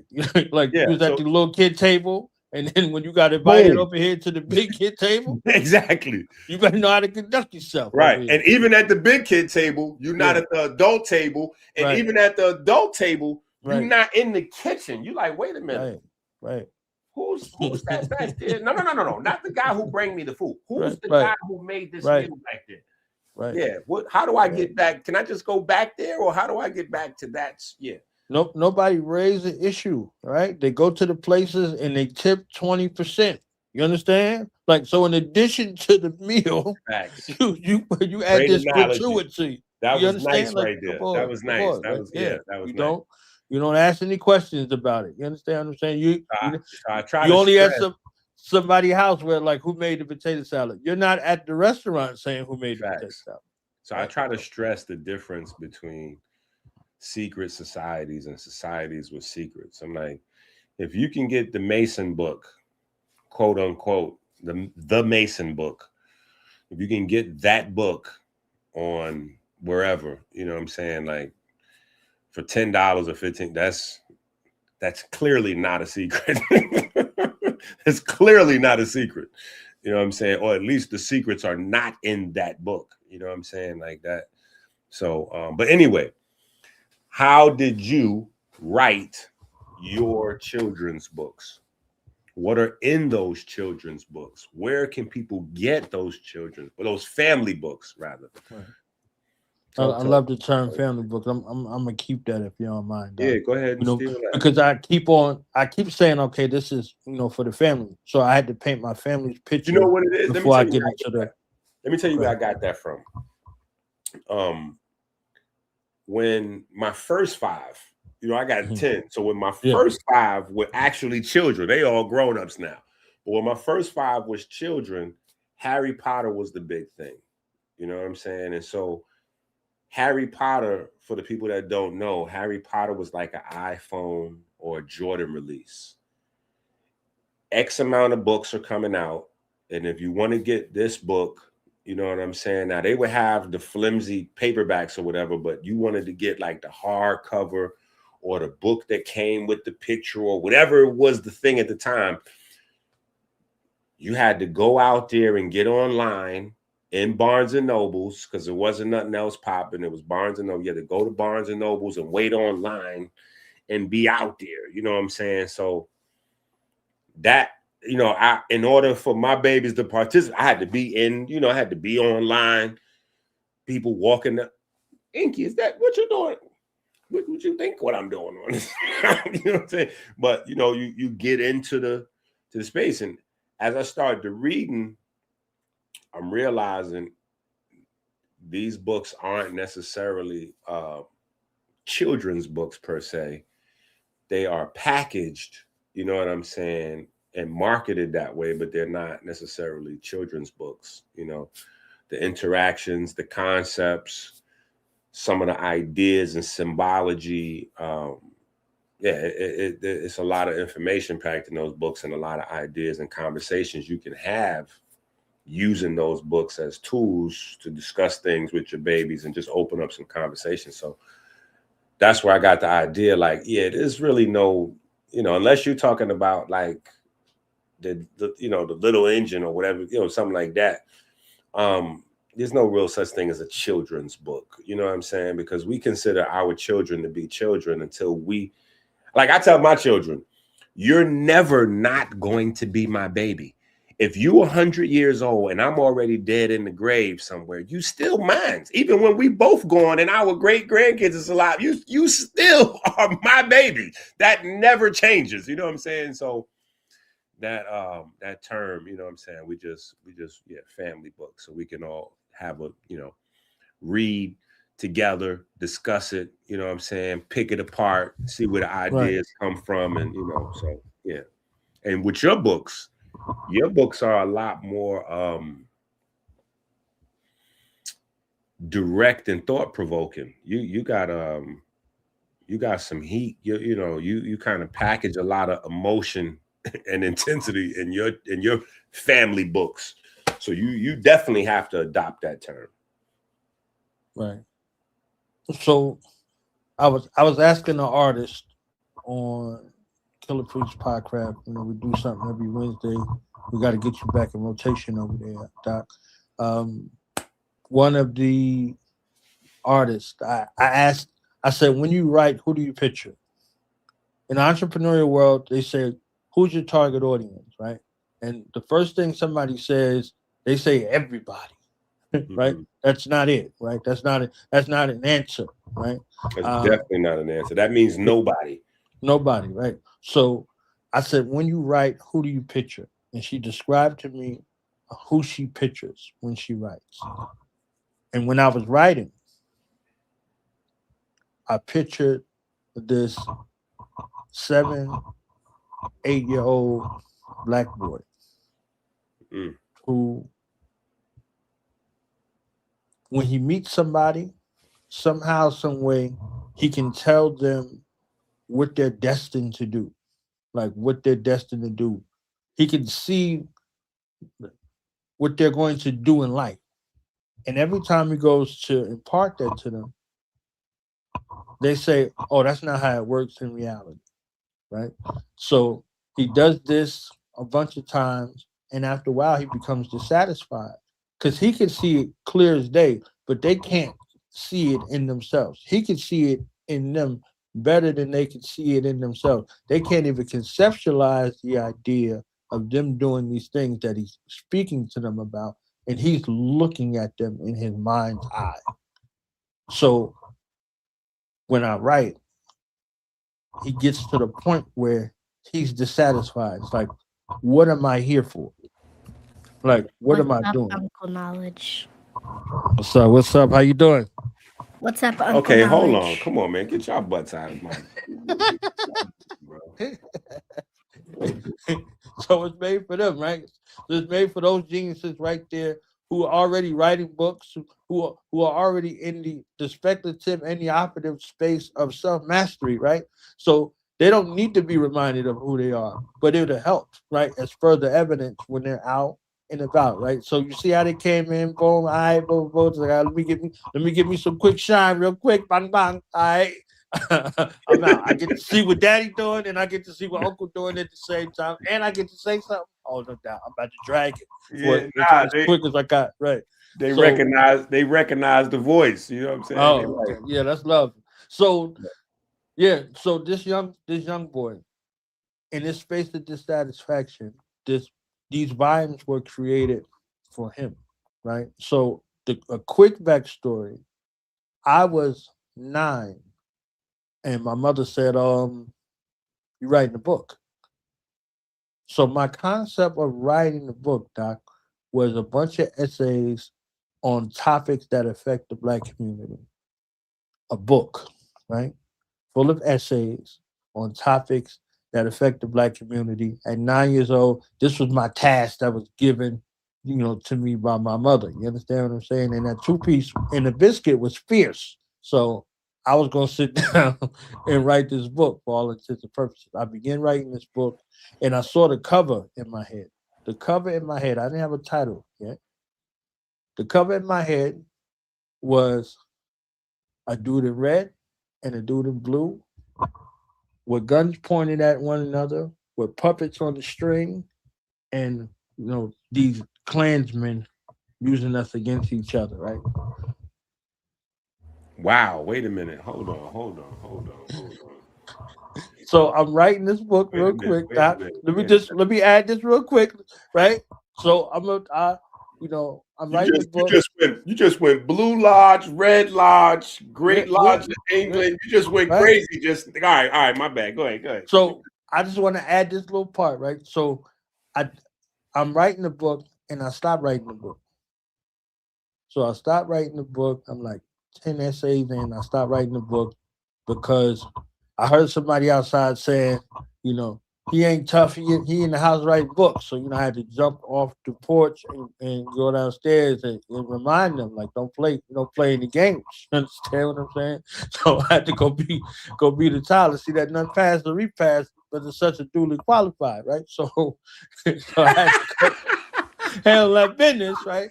And I'm like, it Yo, affected me to where I'm like, yo, nah, yo, hold on. get You this had to book do right here. what?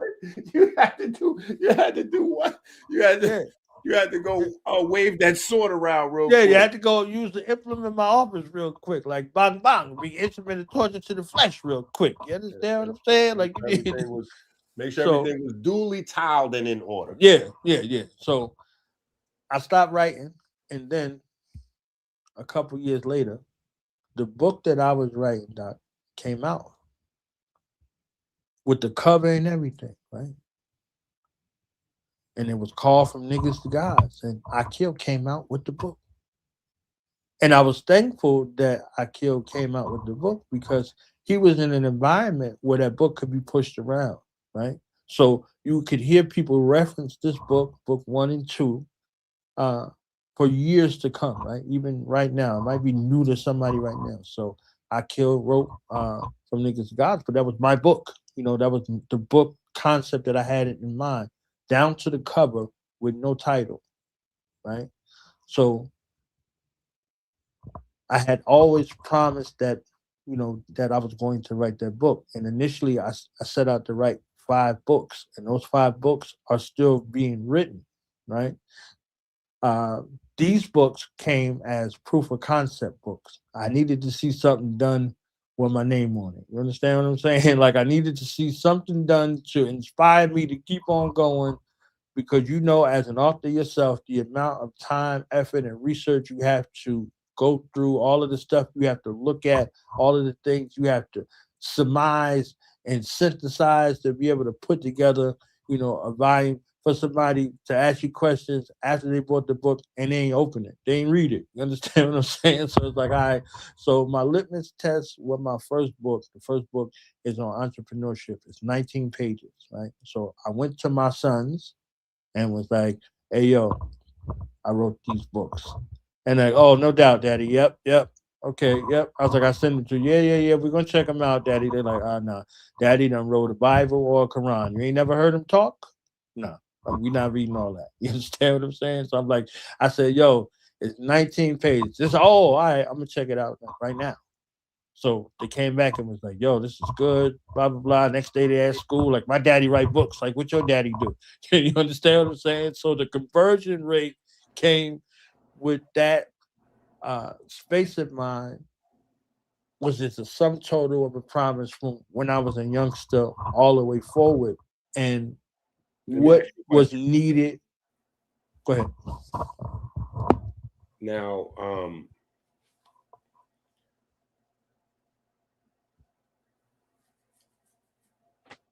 when you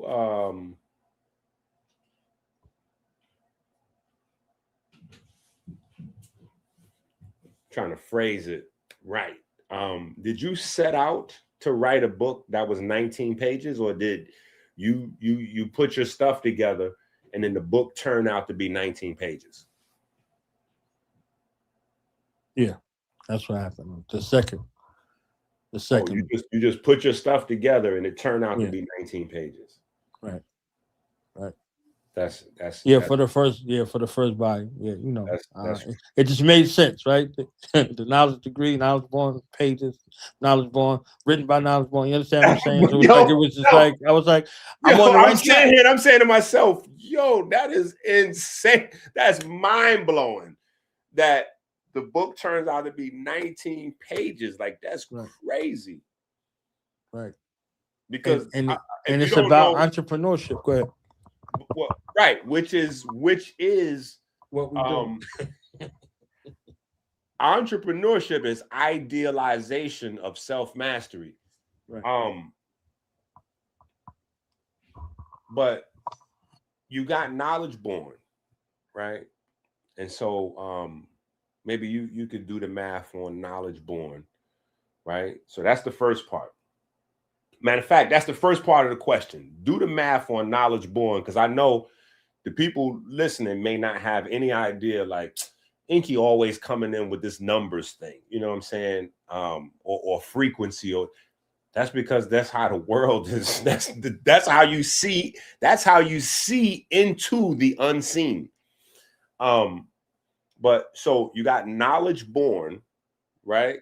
And then you spent time in Islam and in the higher degrees of Islam because you graduated into the Sufi space. So it is not possible, you know what I'm saying, for you not to understand that number 19 on a wide variety, on a plethora of levels, you know what I'm saying? Like, so yeah, just start anywhere, you know what I'm saying? But because that's crazy right there. So you might have to clip this part right here. You might have to clip this and put this on your channel, Killer Priest. You need, because I'm sure you haven't got into the fact that your first book turned out to be 19 pages and the significance of what that means in terms of you writing this first book, especially 19 pages. Somebody just overlooked that, like, oh, well, that's 19 pages. You know what I'm saying? That's a beginner's. All right, yeah, he did his thing. 19. Nah, 19 pages is crazy when you look at it from a standpoint of I have been working on this in terms of a lifetime journey, and this being the checkpoint, you know, or the transition space for me to really go ahead and be like, all right, boom, author. Now I could go on to continue writing books because I got that first one. You know what I'm saying? So that becomes the most important, you know, like I wrote my first book and sat on it in a black and white composition notebook for like 15 years. And then once I finally got that one going, then I start going. You know what I'm saying? So that first book is if you haven't written books, then you don't understand how important that first one is to get out the way. So do the math on Knowledge Born, the number 19, and then take it maybe into the, you know, into the Quran space, because I know people don't understand the significance there, and then maybe into the Sufi space, even if you want to, you know. I think all of the worlds are the same, right? From the Nation of God's Nerves or Allah's 5% perspective, supreme mathematics is one's way of understanding man's relationship to the universe, right?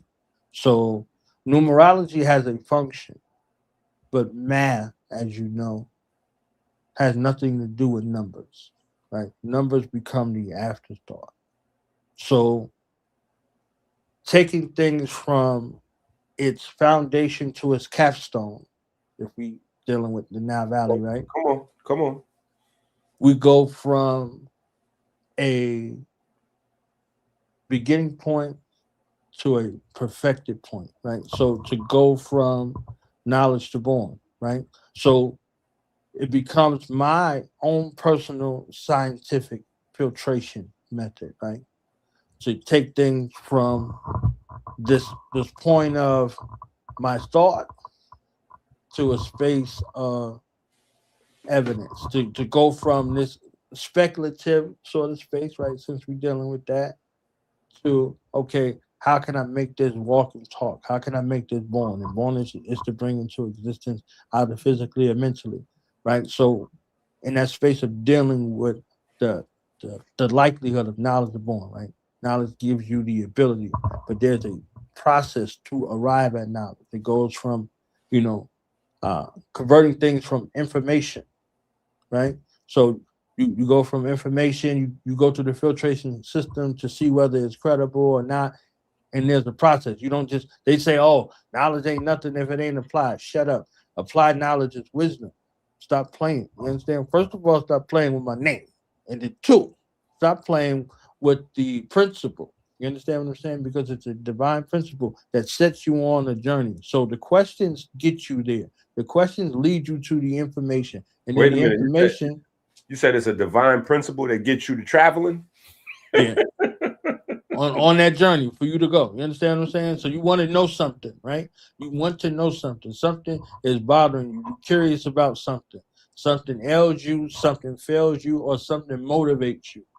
That's the space in the question that begins you on this path to travel in this direction towards knowledge. So that's a journey and it's a destination and then it's a beginning, right? So taking things from knowledge to born, there's a whole everything in that other way is encapsulated in that space. So from knowledge to born, right? In that regard, if you are a builder in Nile Valley culture, you would take things from its void point or that noon point or that what they call a zero or what we would call a cipher, and then we would go from that cipher into knowledge. So that space of endless and boundless potential to a thing that becomes precise. And then it becomes more and more precise as you take it through this filtration system. So the builder would take these huge unhewn stones and begin to use these operative working tools to begin to break them down so that whatever they put forth after it was properly inspected, it was there to fit, right? So when we talk about a thing like ready to fit for the builder's use, like so when we use these operative tools, right, and we derive this speculative significance of the tools and its uses and how it's a dualistic meaning in regards to what it is. You operatively did this, but here is the internal significance in regards to this jewel, right? Because we were talking about philosophy earlier. So this going from knowledge to born, that is my name, right? And Allah is my family's name on my father's side. So my family's name above my father's last name is Muhammad. So his father and everybody in there are all students of Sheikh Ahmadu Bamba, right? So I'm thinking I went and left somewhere and I was slick and I was going to go learn some science that was already in the family. It was already in the family on my paternal side. So everybody above my father, even my father thought his father was on some other stuff, so he left and came into Islam, and he just got a little uh, further away from what his father was actually doing, in all actuality. So that's how my mother and my father met, and uh, we all shared a name, from my birth.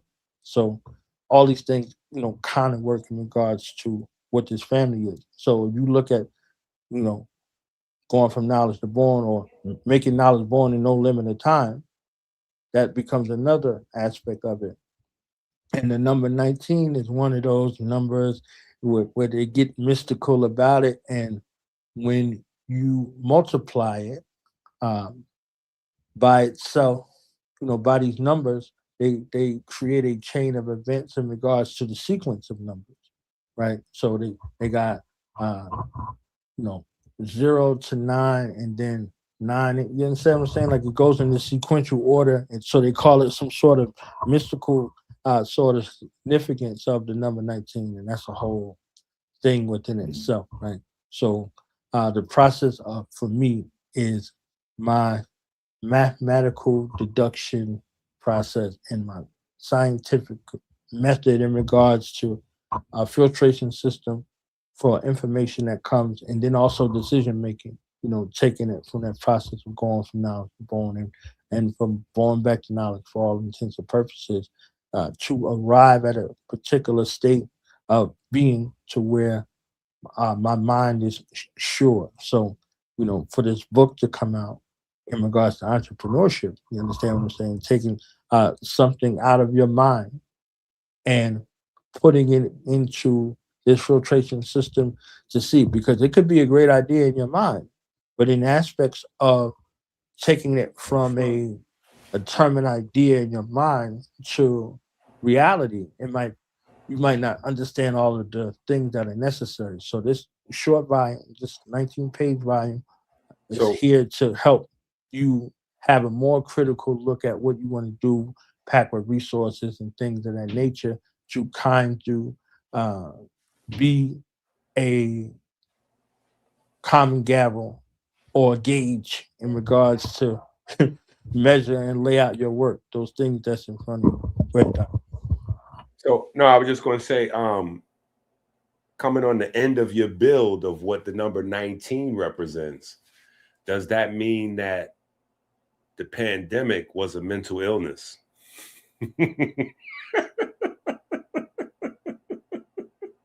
Yes. and and it was written in the Patriot Act bill. It's written. It was written that it was written, and it was the quarantines, the vaccinations, all of those things. You understand? They're all written into this bill. You know, uh, literally written in this bill.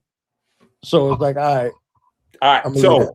So, yeah. So the book, a 19-page manifesto of self mastery and actualization. Um, for the family.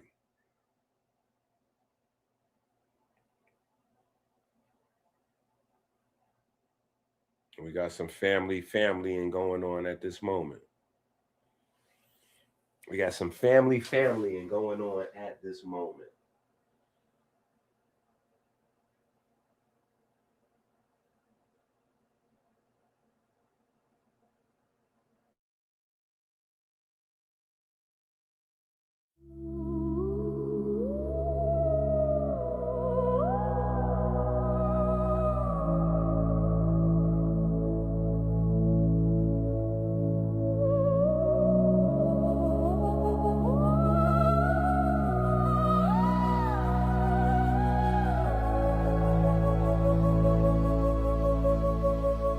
Photosynthesis.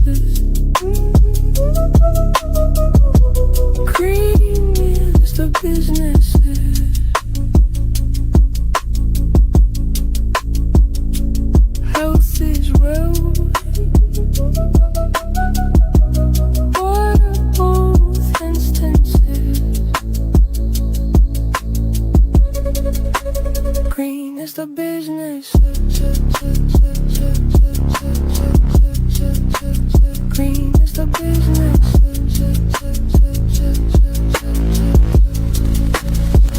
Get your order still. 100-pack chlorophyll, more than real, applaud the deal. Vitamin K for the blood, vitamin A for your eyes. Power of the ocean. American healer is the gold. Inky big bro price for the low. Cop and go, let them know. We cleanse and fasting. Get the month manual today. We know clear.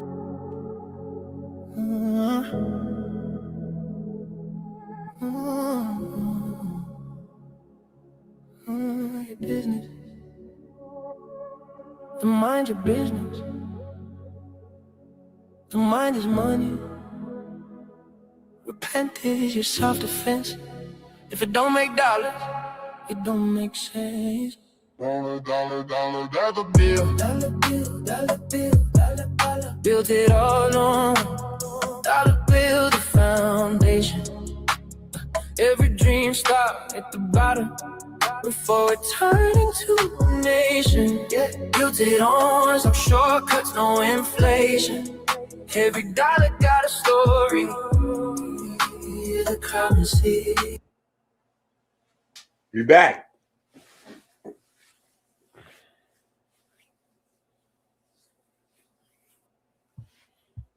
Your mic is. So can you hear me, Doc? Yeah. So, 19-page book on self-mastery. How does this one 19-page book on self-mastery transform itself into, what is it, 9 or 10 books now? How does it become a 12 additional books, right? Right. How does it become a set now of 13 books? Yeah, they build off of each other, right? They build off each other. So my brothers from United Front, they allowed me to use the song Mansa Musa Jewels. That's at the beginning of volume 1. So each volume has a soundtrack and some ways to prepare your imagination. So it's so these are ebooks. These are ebooks. Yeah, these are all ebooks. Actually, you know what? You should stop saying ebook. Mm-hmm. Yeah, because I was looking at the books, and it's a big difference between what you did in an ebook. Your book is more of a I forgot the term they used to use, but there was another term they was using to separate what you have from an ebook. But it's more of an interactive experience what you got going on. Mm-hmm. Yeah, because when you open that book, it's reading, it's audio, it's music, it's an ebook is just like you can call a PDF an ebook. You know what I'm saying? Like, right. What you have is way more than an ebook.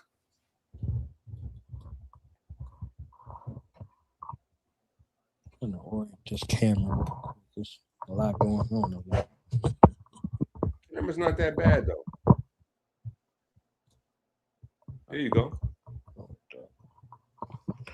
So yeah,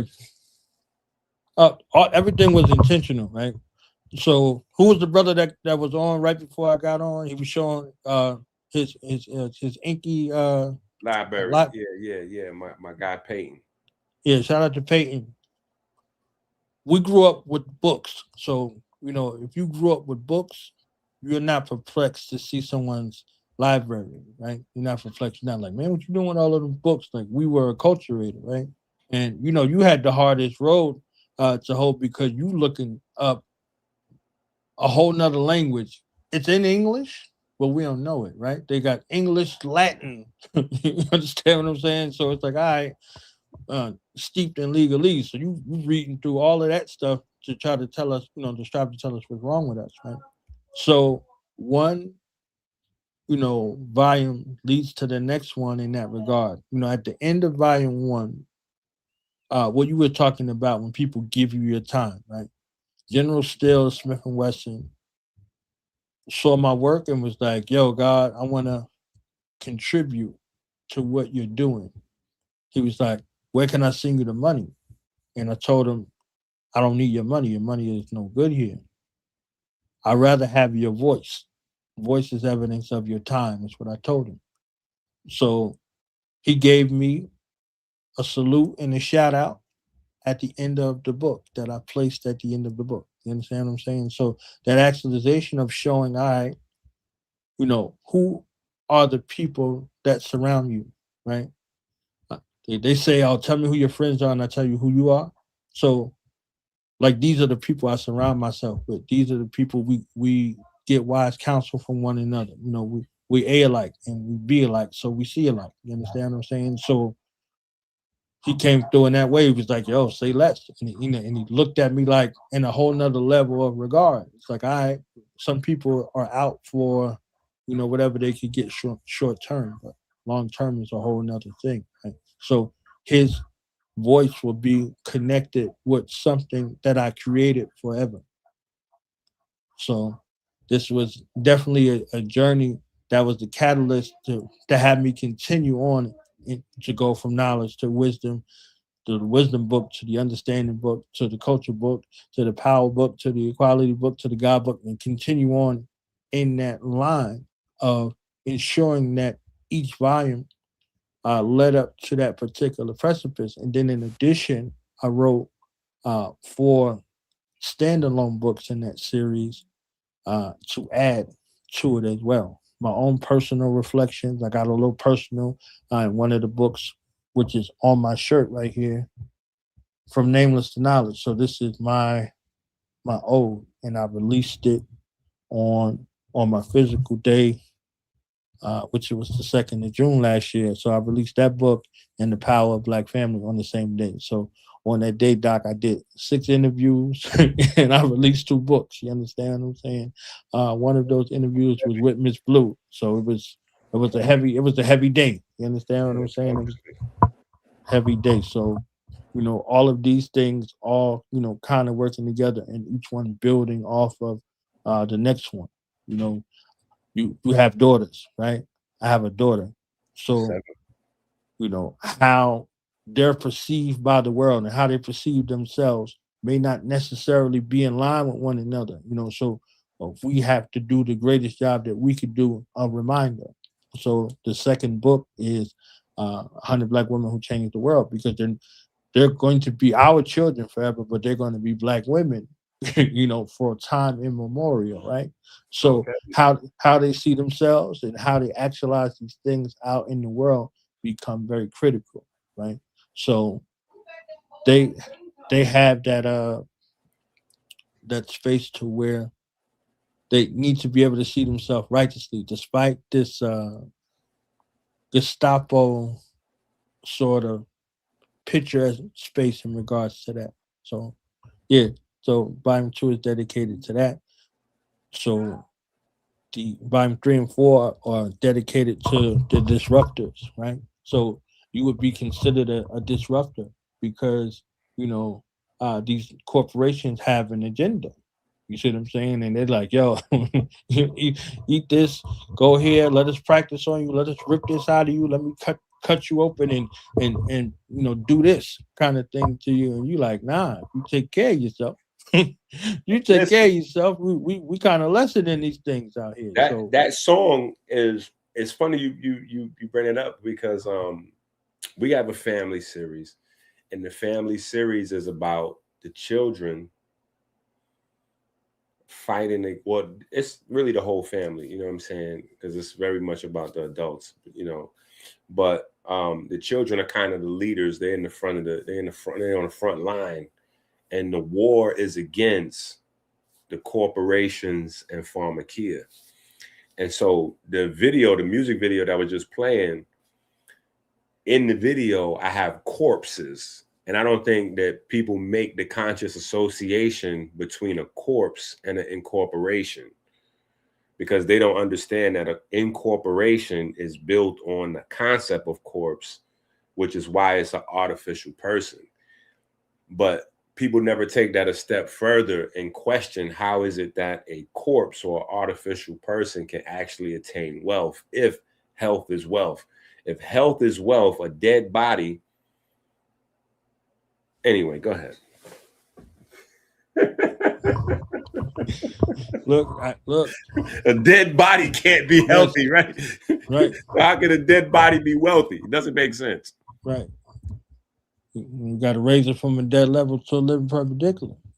Come on now. So come on. You empower us on how to do it. Actively. It ain't fluff. You know what I'm saying? It's not fluff. So, yeah. So the change agents that exist amongst us have to be equipped with working models for them to deduce whether or not this is a proper course of action or something that needs to be revised. Right. So the entrepreneurial volume is set. So if you're an entrepreneur, you have working models to look at. I heard you mention LeBron James earlier. LeBron James is in the book, right? And I spoke to one of my likes his son, and I was like, "What do you think about the volume?" He was like, "Oh, it was dope. I have an idea for this type of anime character, as far as my business, and I want to do X, Y, and Z." I said, "Who's one person you remember out of the book?" Now, mind you, the book is 19 pages, right? He said LeBron James. You understand what I'm saying? So I'm like, all right, mission accomplished. You understand what I'm saying? So a 9-year-old could look at this book and go through and begin to, correlate this to his mind and the business that he wants to do. And then he's like, oh, LeBron James. You see what I'm saying? So I'm like, all right, yeah, his mind and his purview, he has that name recognition, that facial recognition, that picture recognition. And I put people in the volume because, like I know, once you write something and you present it to the world, you're no longer the hero in the story, right? So it's for them. You wrote this for them. So it's styled for them, and you cater it towards them. So, the young man could tell me, okay, I got this from the book. Oh, you gave some great tips, and you dealt with challenges, and you also, you gave a lot of resources so I could do my own research. This is a 9-year-old telling me this, Doc. Like, you see what I'm saying? You running it down. Like, hey, like this, these are the fine points. And he said, oh, and it wasn't too long. I was engaged the entire time. So I'm like, okay, it passed my son's litmus test. Now somebody else's son's litmus test. So if it was 80 pages, they'd have been like, nah, son, like I got, It would have had to be 81 pages. Because listen, because you envision the book, you start out envisioning the book for a 9-year-old, then the book winds up being 19 pages, and now you're 13 books, and now this feedback is coming from a 9-year-old. Like the number signatures on this is all crazy. I want to take you somewhere else though, real quick. Wait, before we even transition somewhere else, where can people, if they want to get these books and support, where can they go to? Where's the website, or how can people support the books? I got a Dr. Inky special going on. Let me tell you, if y'all ain't learned anything from this man. This man got 10 children and he got to feed them and clothe them himself. You understand what I'm saying? Oh, So he got to have the special going on at all times. You understand what I'm saying? So support our brother in every kind of way that you can. Like you see my man's library. You understand what I'm saying? And he's not like, oh, I got all of the books that I need. Like he's like, this is a little sample. You understand what I'm saying? So in that way to go. So if they want to get all 13 volumes today, if they tuned into your broadcast, I would give them all 13 volumes for $50, and they send me the Cash App. I think it's up here still. The Cash App knowledge won't allow. $50 on Cash App, and your email in the subject line, and you'll get it. Okay, I'm not a crook. Dr. Inky got those books right in front of him. You understand what I'm saying? It ain't fish oil. You understand what I'm saying? that is a fact. So you could get it and begin the discussion. The point of it is to be able to have these family discussions, right? And the the Black family volume, right? The power of the Black family. I don't shy away from trauma. I don't shy away from, you know, I don't have the We Was Kings movement. You understand what I'm saying? It's like, all right. So the entrepreneur in your family come to the family and say, I got an idea for a business. When we move trauma and drama and reconcile those, we now can be operative in regards to this. Well, that sounds like a good idea. Let's look at this investment strategy and how we can make this happen as a family type of situation versus, oh, this mofo think he about to make the best ice in the world and blah blah blah. Like that ain't gonna work, and who gonna let you do that? Once we get away from those kind of shot collar situations, now we're dealing with a family from a holistic perspective. We can sit down, we can hash it out, we can go through critiques, we could add commentary, but in the end, we're looking to build in order to make something born that is righteous, right? So, the family situation is there. So if you don't have the articulation for it and your children want to be entrepreneurs or you want to be an entrepreneur, this volume is for you. And then all of these other aspects deal with the things that you need within the society. We deal with science, technology, engineering, uh, agriculture, arts, and mathematics. We deal with content creation. We deal with crafting your own stories. We deal with all of these aspects in regards to what becomes necessary in the society from operative space and from a speculative space. So, it's Right. 13 volumes. So wait, that's where I want to take you. I want to take you from.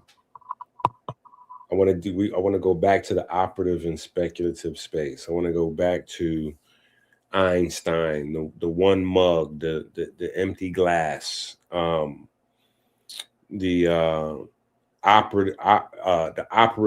What is it? German operative 322. I want to get your take, if you will, on the Regius poem. You familiar with the Regius poem, the Holywell manuscript? Yeah. Okay. So beautiful. So let me pull this out. And if we have any Masons or even Stars or folks of other fraternities and sororities that may be watching, right?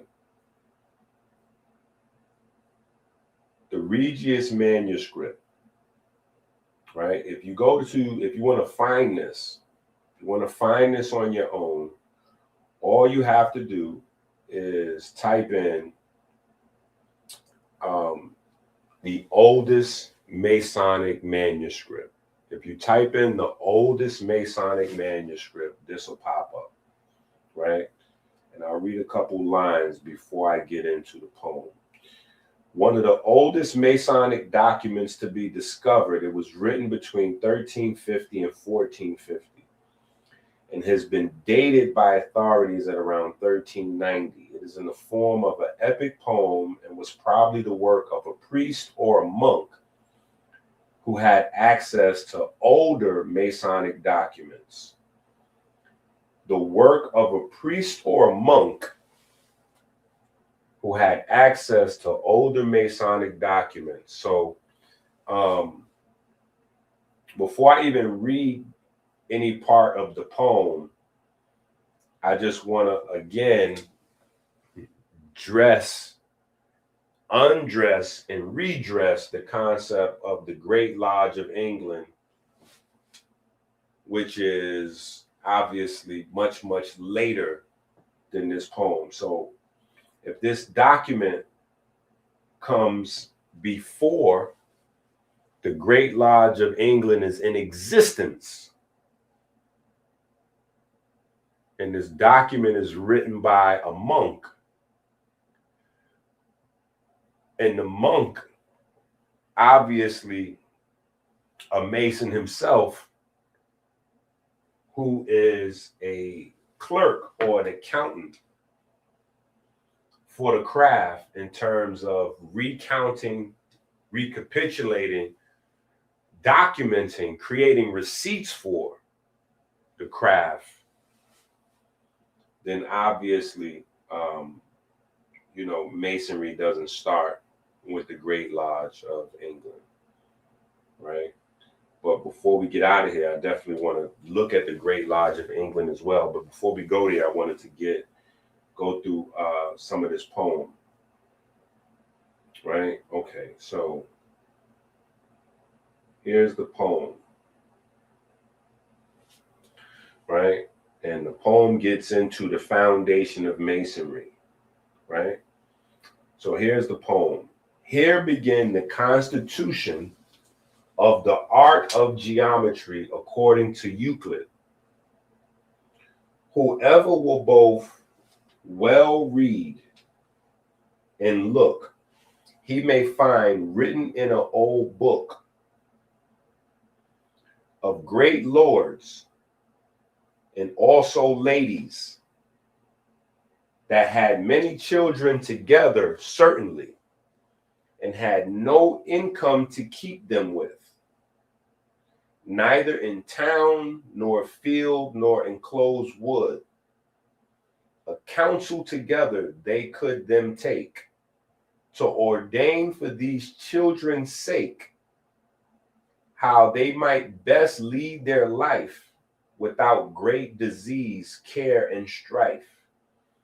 And most for the multitude that was coming of their children after great clerks, to teach them then good works, and pray we them for our Lord's sake, to our children some work to make, that they might get their living thereby, both well and honestly, full securely. So this first paragraph, and again, this is by a monk, and the monk is telling you that this is coming from Euclid. Euclid as in the quote-unquote father of geometry, right? So he's saying that great lords and ladies, right? This is royalty. This is the royalty of Europe, right? They had a lot of children at this time and no money. No money in town or in field. So this is talking about a time before they were recognized as great lords and ladies. So this is talking about the royalty of Europe before they were considered to be the royalty of Europe, right? This is the process that they went through to become the royalty of Europe. At this point in time, these are just poor people with a lot of children, and they're trying to figure out how to take care of their children for the future. So they come together and create this plan, right? And Euclid is a part of this plan, right? Now, in that time, through good geometry, this honest craft of good masonry was ordained and made in this manner, counterfeited of these clerks together. At these Lord's prayers, they counterfeited geometry and gave it the name of masonry. For the most honest craft of all, these Lord's children thereto did fall, to learn of him the craft of geometry, the which he made full curiously. Through fathers' prayers and mothers also, this honest craft he put them to. So to answer the prayers of these people, in terms of their prayers to hopefully find a way to take care of their children and avoid disease and strife and poverty, they counterfeited masonry, they counterfeited geometry and gave it the name masonry. He learned best and was of honesty. He passed his fellows in curiosity. If in that craft he did him pass, he should have more worship than the less. This great clerk's name was Euclid. His name it spread full wander wide. Yet this great clerk ordained he to him that was higher in this degree, that he should teach the simplest of wit in that honest craft to be perfect. And so each one shall teach the other, and love together as sister and brother. Furthermore, yet that ordained he, master called, so should he be, so that he were most worshipped, then should he be so called. But Mason should never one another call, within the craft amongst them all, neither subject nor servant, my dear brother. All right. So there's a lot more to it.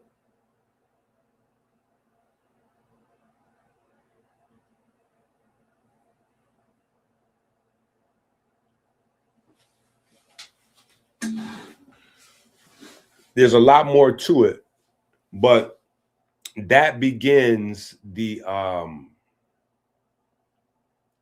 documentation on the origin of Masonry. That begins the documentation on the origin of Masonry. So the concept that Masonry starts in the Great Lodge of England, that is only a concept that really lives in the minds of people that are outside of Masonry, that are speculating on Masonry, that are coming up with these ideas from conspiracy theory videos.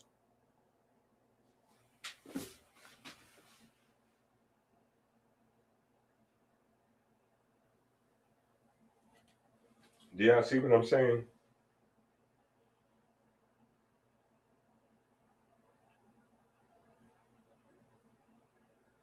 And I'm sharing that in a way where you can all get everybody can look that up, right? So you can look up the Regius manuscript, or you can just type in the oldest Masonic manuscript and you can go through it yourself. You know what I'm saying? Yeah, you can go through that yourself.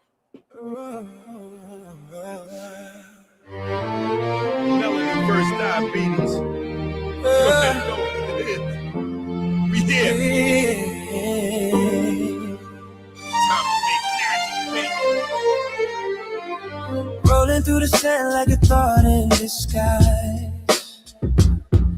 The scarab spins truth where the cosmos collide. Energy whispers. Side effects may include diarrhea, seizures, hair loss, eye loss, teeth loss, leg loss, divorce, getting arrested, diarrhea, death, paranoia, your friends blocking you, dizziness, prison, your eyes falling out, uncontrollable gas. You will die if you take this.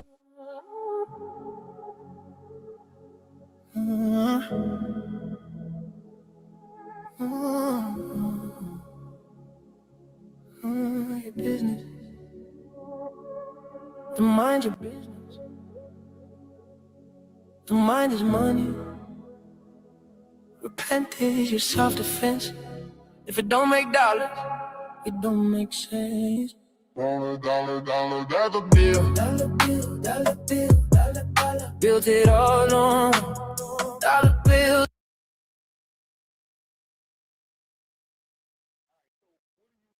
So what do you think about the origins of Masonry in Kemet, versus the Great Lodge of England or London? Or should we say London, or should we say like a bar, the bar and grill?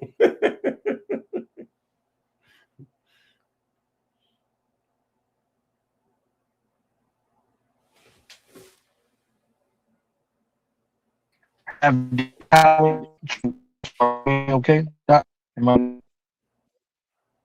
No, your mic is messed up. Say something else.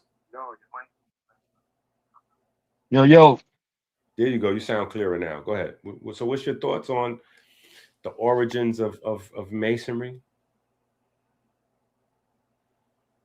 I think when you have the power to control information and how it's disseminated and who it's disseminated to, you got how you say it, grand opening, grand closing. You understand what I'm saying? So people aren't going to go any higher than that parameter that's there, or they won't transgress the boundaries of the diameter of that prescribed thinking. So because they were a people as you described in these old charges, they had to present themselves in an other type of space, right? Villain comes from villager. You see what I'm saying? So the common folk. So the common folk were rising up against the people that were in perceived power. So if you seek to oppress the people, they're going to rebel. But if you can control the narrative of the rebellion by giving them a hero, right? One who fights for them, quote unquote, you can control the rest of the people, the common folk. You see what I'm saying? Until those common folk build up their own intestinal fortitude to rebel. So why am I relating that to the United Grand Lodge of England? This narrative of England being united, right? That's a misnomer, within itself. That's the first part. And then the second part of this thing, the question I asked earlier, like how does this go from Ethiopia to ending up in Germany or in England? Except that someone brought that over there to them, brought that to them in a way uh, like they would go with the law with Muhammad, bringing Islam to the Arab, as a way of to stop that, quote unquote civilization from slaughtering their daughters because they weren't boy children. You understand what I'm saying? So it's like there there becomes a way where they wanted something better for themselves, and along with that, the mystique that came along with something that appeared to be secret or something that would appear to be rebellious or off the beaten path was something that served them to it didn't serve them, and then they sought to ostracize it. So you have a situation like with the Knights Templar and you know French, the France. You see what I'm saying? And then the Catholic Church versus, the Knights Templar, and ultimately why a Catholic quote unquote person uh, is forbidden to join the Masonic order, as they're total on this particular side. So, you know, again, having a monopoly over the power of information and how it's spread and who it's spread to and who has access to it becomes the greatest tool that is utilized in regards to either to build something up or to tear something down. And ultimately, we could look historically and in present day and see both in rotation. So, for them to come up with something, it was free and accepted before it was ancient and free, but ancient implies as if it's older and it's an adaptation that comes later. So with that, little sleight of hand, a little prestidigitation, you can appear to be something greater than what you are. And if you look in the optic space, then that's what you'll find. But if you don't do any investigation, uh, beyond the surface, you could get caught up in that. Okay, now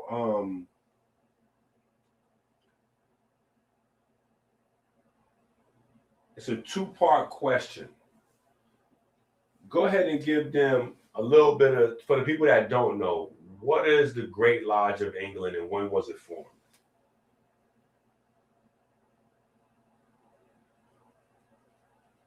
So the United Grand Lodge, England, is a contrived sort of space that was built together. Like if you look at like the United Nations, right?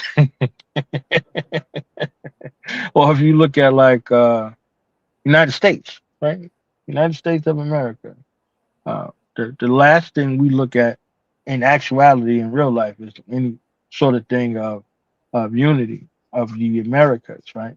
Because it doesn't even include South and Central America. They call it United States of America, and you're in America, and if you live in South America, you need a passport to come to North America, and if you're in North America, you need a passport to go to South America, and both of these places are called America, right? So. Uh, Don't forget Central how they America.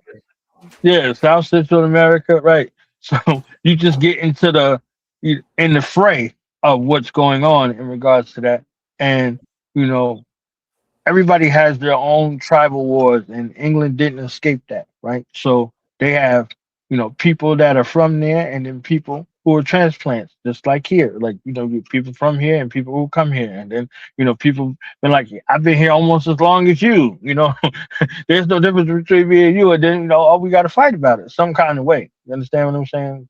Yeah. So that becomes something that is steeped in there. The date right at this particular moment escapes me, so I'm not going to allude that. I don't know the exact date at this time. I got you on the I'm date. sure you. Yeah, I Okay, got you. On the date. but But here's the it's thing. it's.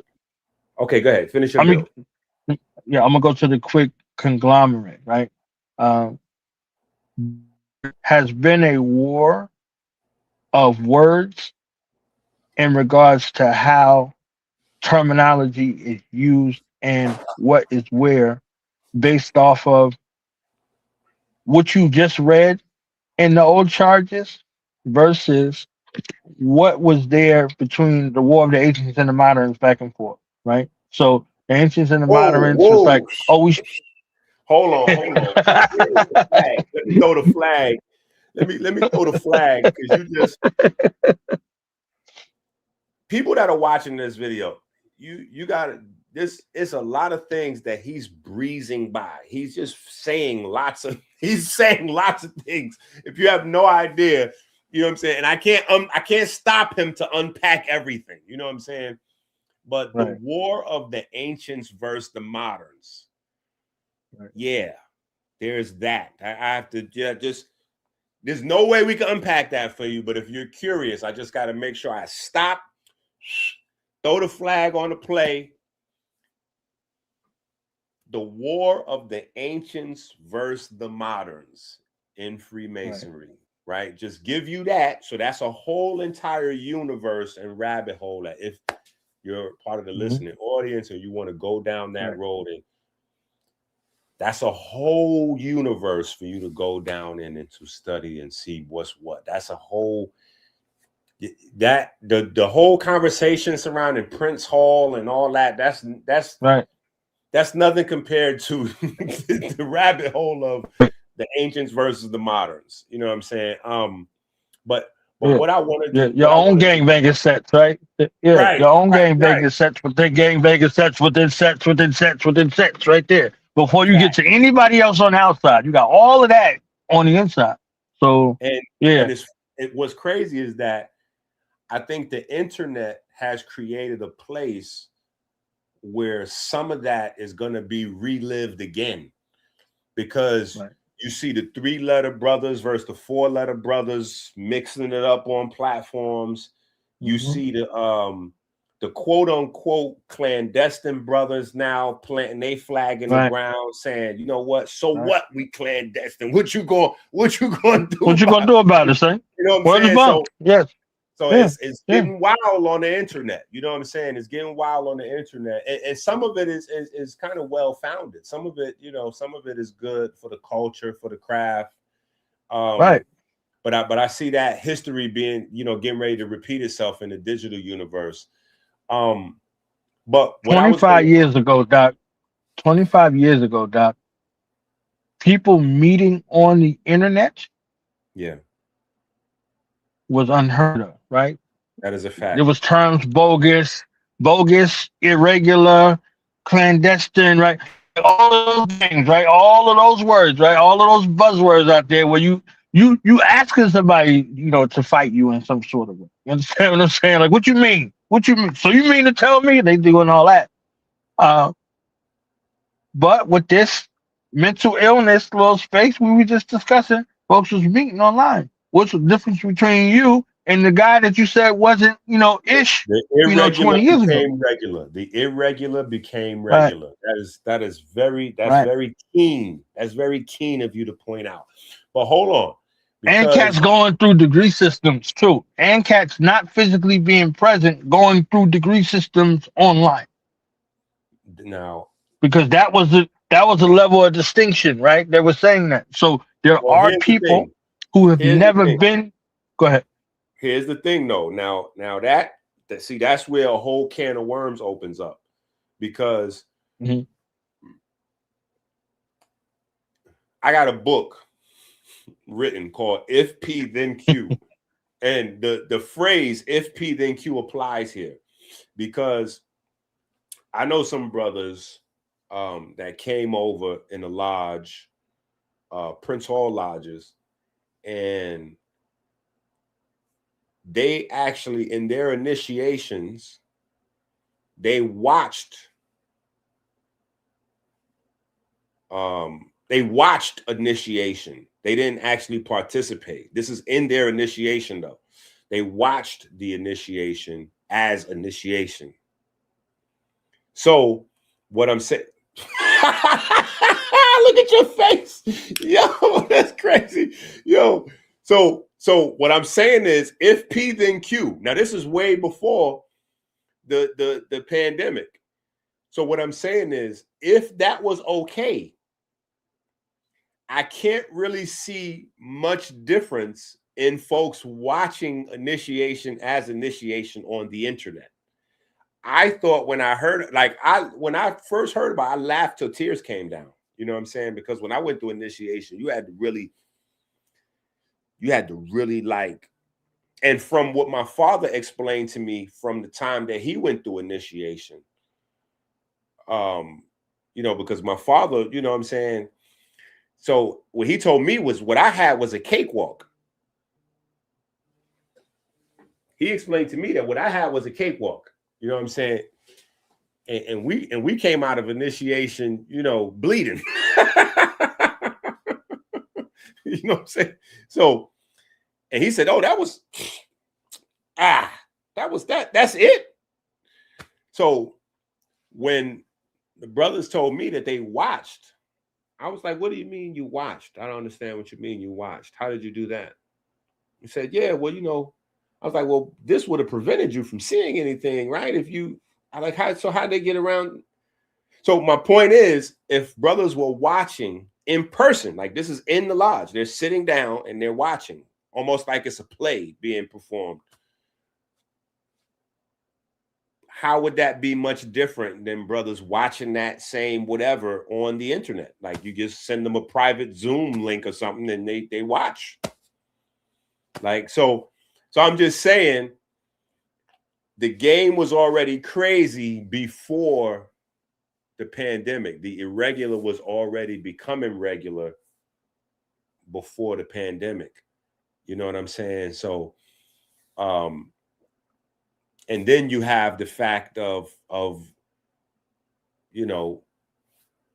how brothers walk, how brothers travel.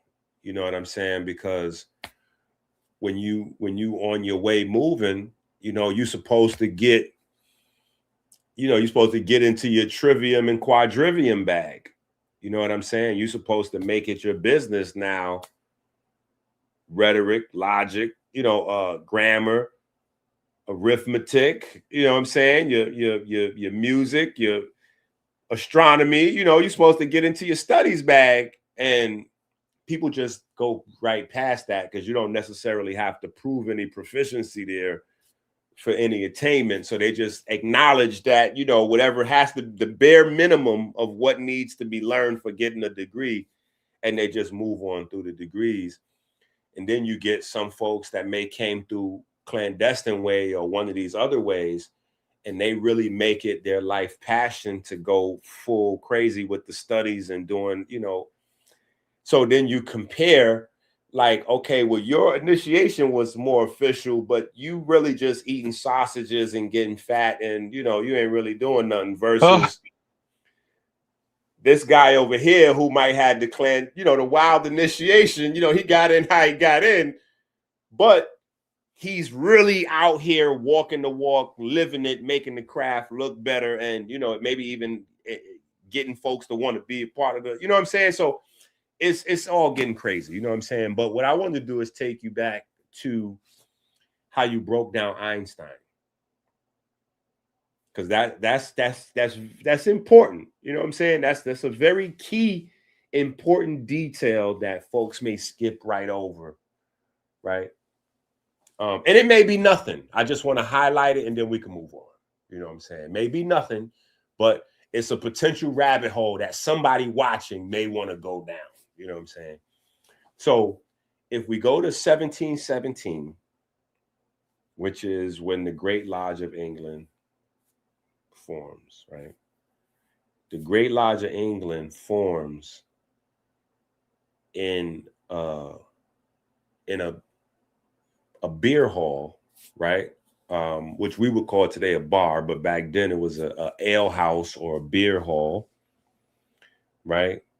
And so, you know, Einstein's name means beer mug. You know what I'm saying? So you know, and the number one food in Kemet was beer. You know what I'm saying? Like, they're just other illusions, you know, that can be had and made, and people can go down these other rabbit holes. But the year was 1717 that the Grand Lodge officially first did their thing from the Goose. What is it? The Goose something or other. Something or other. The original beer house or ale hall, that beer hall or ale house, that, but then they reformatted their thing, and they reformatted and did another thing in the 1800s. That's probably why you didn't have it, you know, because it's the dates get weird. You ask some people it officially started in the 1800s. You ask others it's the 1700s. But I think it was because they still had stuff mysteriously burning down. Mysterious. I think this because the mysterious fires. You know what I'm saying? Yeah. The mysterious fires, like were still burning. Like the White House, right? 1812. You know, this happened over here. This happened over here. Yeah.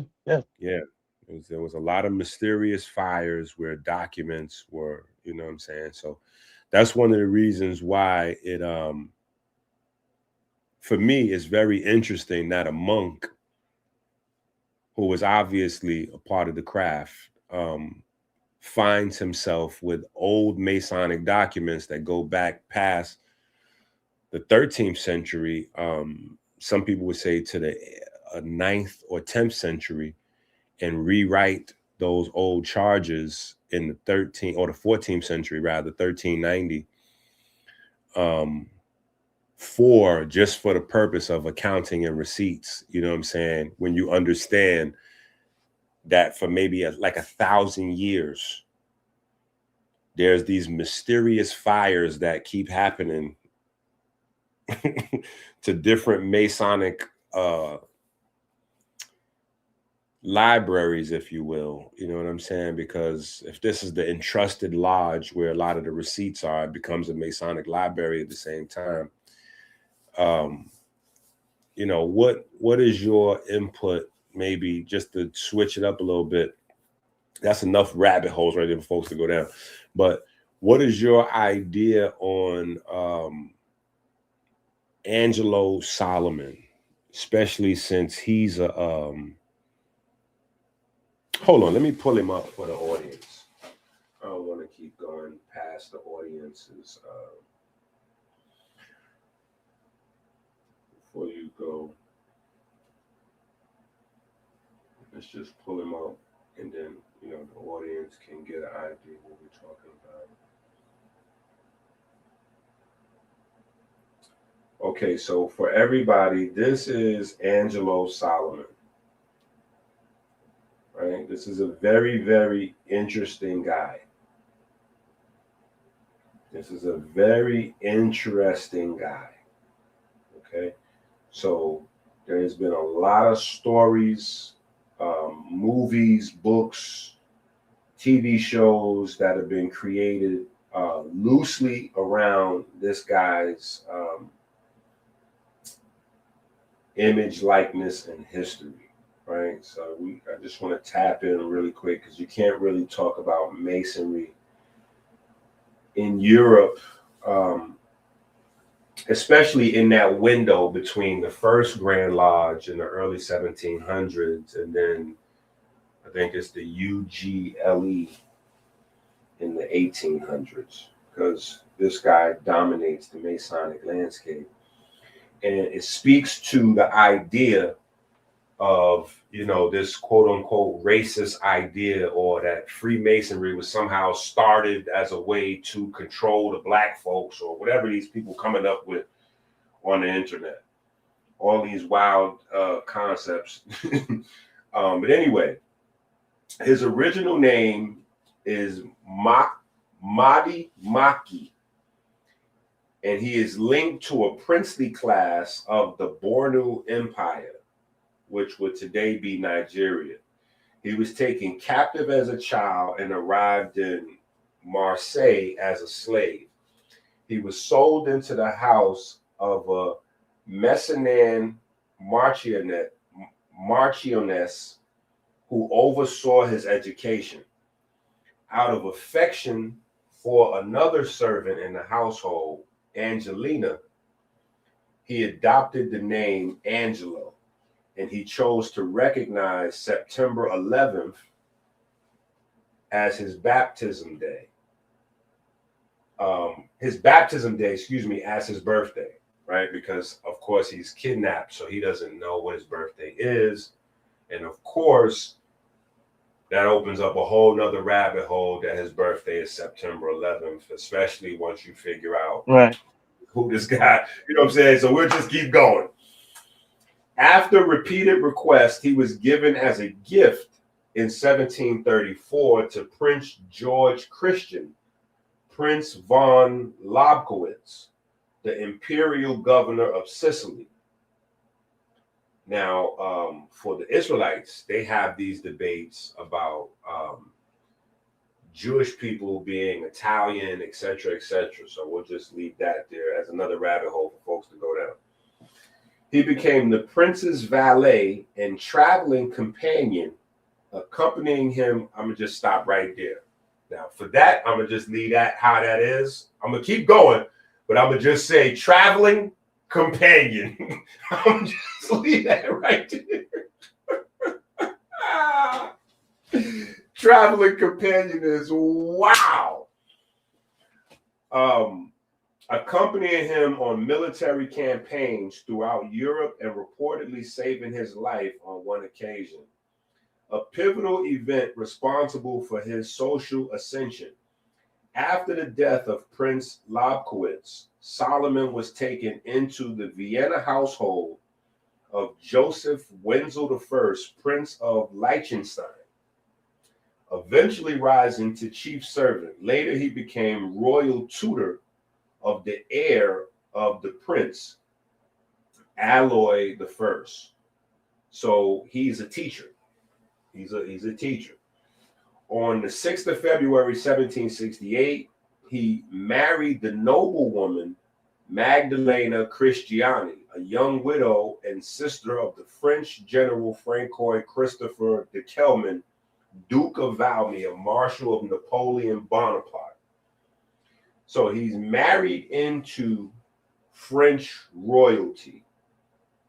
So right there, that creates a conundrum or a dichotomy in the minds of some of these folks that may misunderstand the historical concept of slavery versus the type of slavery that was practiced in America. Because a lot of times when the slavery conversation comes up, people say, oh, well, people practice slavery everywhere. Yeah, that's kind of true, but not exactly. You know what I'm saying? Because this is a slave marrying into the royal family. So clearly what was going on in America wasn't going on in Europe, right? So anyway, a cultured man, Solomon was highly respected in intellectual circles of Vienna and counted as a valued friend by the Austrian Emperor Joseph II and Count Franz Moritz von Lacy, as well as Prince Gian Gaston de Medici.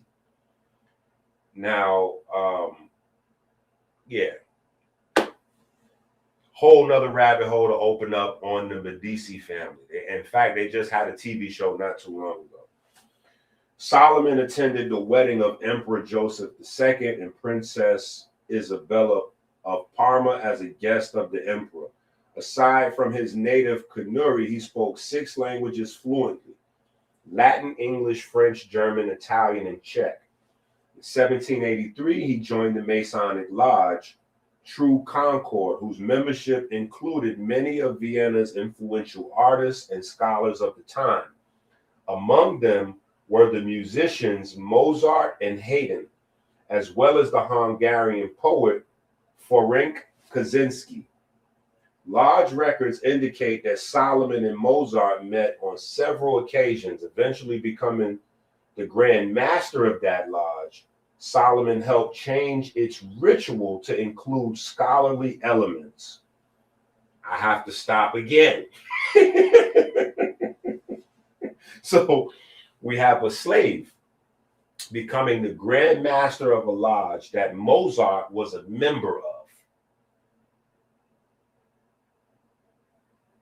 And then rewriting the rituals so that the rituals emphasize what I was just talking about in terms of the trivium and the quadrivium, right? Scholarly elements. This new Masonic direction rapidly influenced Freemasonic practice all throughout Europe. Solomon is celebrated in Masonic rites as the father of pure Masonic thought, with his name usually transliterated as Angelus Solomonus. Okay. So I'm going to just stop right there where the quote unquote European father of pure Masonic thought is darker than me and you from Nigeria. I'm going to just stop right there where the father of pure Masonic thought is a Nigerian, a black, blickety black Nigerian Grand Master of the Lodge, obviously one of Mozart's mentors. Not racially ambiguous. No, ambiguous. You have to try to figure out. Maybe he passing. Right? Yeah, it's not. This is not Drake. He's not Drake, and you know everybody know I love Drake. So it's not a shot at Drake, right. But this is not Drake. This is not Obama. This is not Drake. This is a black, blickety black man. This is a black man who was a slave. So it's in every shape, form, or fashion. This is so all these concepts. I just don't. And so you got the royalty of Europe taking instruction from this black guy. You know what I'm saying? This slave. Like, so I just, because that right there goes against every single narrative that I hear created in the conspiracy theory universe, you know, about whites and blacks, especially with the whole, oh, you're a black Mason. So if you're a black person and you're a Mason, you automatically must be in Prince Hall. I'm like, wait a minute, what? Why? Where you get this idea that black Masons must be in Prince Hall? And you don't know anything. Yeah, and you don't know anything, right? You don't. Yeah, you don't know anything, and you know they're keeping this from you. And once you get into the higher level of degrees, you ain't got one degree in the first. You telling me about some high level secret decrees. Like I don't know the whole gambit. Like I don't know both sides. I don't like there's not anything in this thing that I don't know about. You understand what I'm saying? Like, so where you want to go? The right to Mitzrayim, or you want to go 90 degrees over here? Like, stop playing. Like all of these games, like be easy. Like, so because you have met some people, again, like so I'm taking accountability back. Like you got a bunch of uh inarticulate, fearful, inner minded folks who've been on this path for a long time. They're like, oh no, we can't talk about that. Oh, we can't. How do you get people? Oh, you tell me we don't recruit? What like what is all of the grand aspects in the community for? Like why the building there? If we ain't recruit. Why how somebody know where we at? Why are we in the phone book? Why are you going through the Secretary of the State to operate in your state? What are we talking about? You understand what I'm saying? So it's like there are implications that are there that fail in comparison based upon this articulation. So then when you see these cats on the other side, they're established in the community, they have some landmarks in the community, they have some real estate, they have some architecture, they got these things going on, they put their buckets outside, they had them feds on. They have their fences on their head and they put their bucket outside and people put money in there. They don't ask no questions. You understand what I'm saying? So, like, they have these hospitals. Like, this is one of the most recognized emblems on the planet. Fact. The Shriner Hospital, right? Like, St. Jude's is over here, and the Shriners Hospital is right there. You understand what I'm saying? So it's like there is no ambiguity in regards to how they're seen and heard and styled and secret and quiet at the same time. And then he's like, "Oh, you get over here to the colored section," and then all of a sudden, this is this. Like again, what you just described destroys every bit of this thing in regards to this psychology, and you see why there's the ancient and the modern war. You just And, described it with one dude. And you gave a no, little wait. droplet of the one dude, right? Facts, because that's a basic surface level wiki on him that I didn't even finish reading. That's a surface level wiki on him. Right. That because Right. there's other concept, there's other, Right. you know what I'm saying? So, but then before that, again, I started with the monk and the monk's record, which is accepted as oldest document on masonry, and in that document, it is widely acknowledged that the European royalty started with the theft of this geometry that Euclid did. Euclid was the one who stole it. Now, a little bit more information. Euclid was supposed to be a clerk working at Mount Zion, right? And so let me fill folks in on Mount Zion, because when you say Mount Zion, their mind goes to Mount Zion.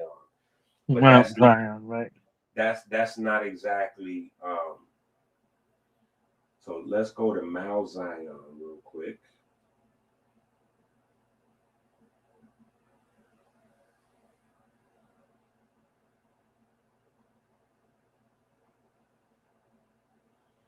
All right, we're going to do another quick little wiki, and it's good to do wiki so that way you see that these are simple rabbit holes that you can go down further, right? So the Mount Zion of Alexandria is it's like a college campus. That's how the best way for you to think of it. So most people never heard of Mount Zion of Alexandria, but everybody has heard of the Library of Alexandria. The Library of Alexandria was one building at the Mount Zion. So think of a big, huge college campus like a Stanford or Harvard, and then think of their book collection and their documents as one building in that whole campus. That's where supposedly Euclid worked. So he had access to all of the documents that the Ptolemies had from taking over Kemet. very similar to what we're doing right now with Greenland. Actually, it's the Alexander the Great play that we're running in Greenland. You know, we offered to buy Greenland and they refused. And so we then said, all right, cool. We're just going to send over a lot of soldiers into Greenland of ours. Not military. We not, you know, we just want to make sure that we protect Greenland. So we just going to put a lot of soldiers here to make sure we protecting Greenland, just in case anything should happen. We already have our military here. So in case y'all don't know, that's how Greece gets Kemet. Greece never actually like militarily conquered Kemet. Kemet was at war already and they needed help. And so Greece just stationed their whole military all throughout Kemet. And then, you know, Alexander just one day just formally was like, yeah, let me get them keys. Yeah, look around. Give me them keys. This is now ours. This is now ours. Don't make us bust a move. We already here. We done already observed everything, all your weak points. We didn't put all our people in place. Just turn over the keys. Let this happen easy as possible. So that's kind of what's going on right now in Greenland. We getting ready to have Greenland. They should have accepted the payment. They should have took the money. Now, you know, you can get the carrot or the stick. They turned down the carrot, so they get ready to get the stick. But Euclid was apparently, or you know, allegedly a clerk at the Library of Alexandria, where he had access to all of these documents from Kemet, where all this stuff was housed at. And that's how he got the documents, you know what I'm saying? And obviously later made his confession to where the monk gets these papers and documents and rewrites them and puts them in the Masonic, you know, safekeeping, so to speak. But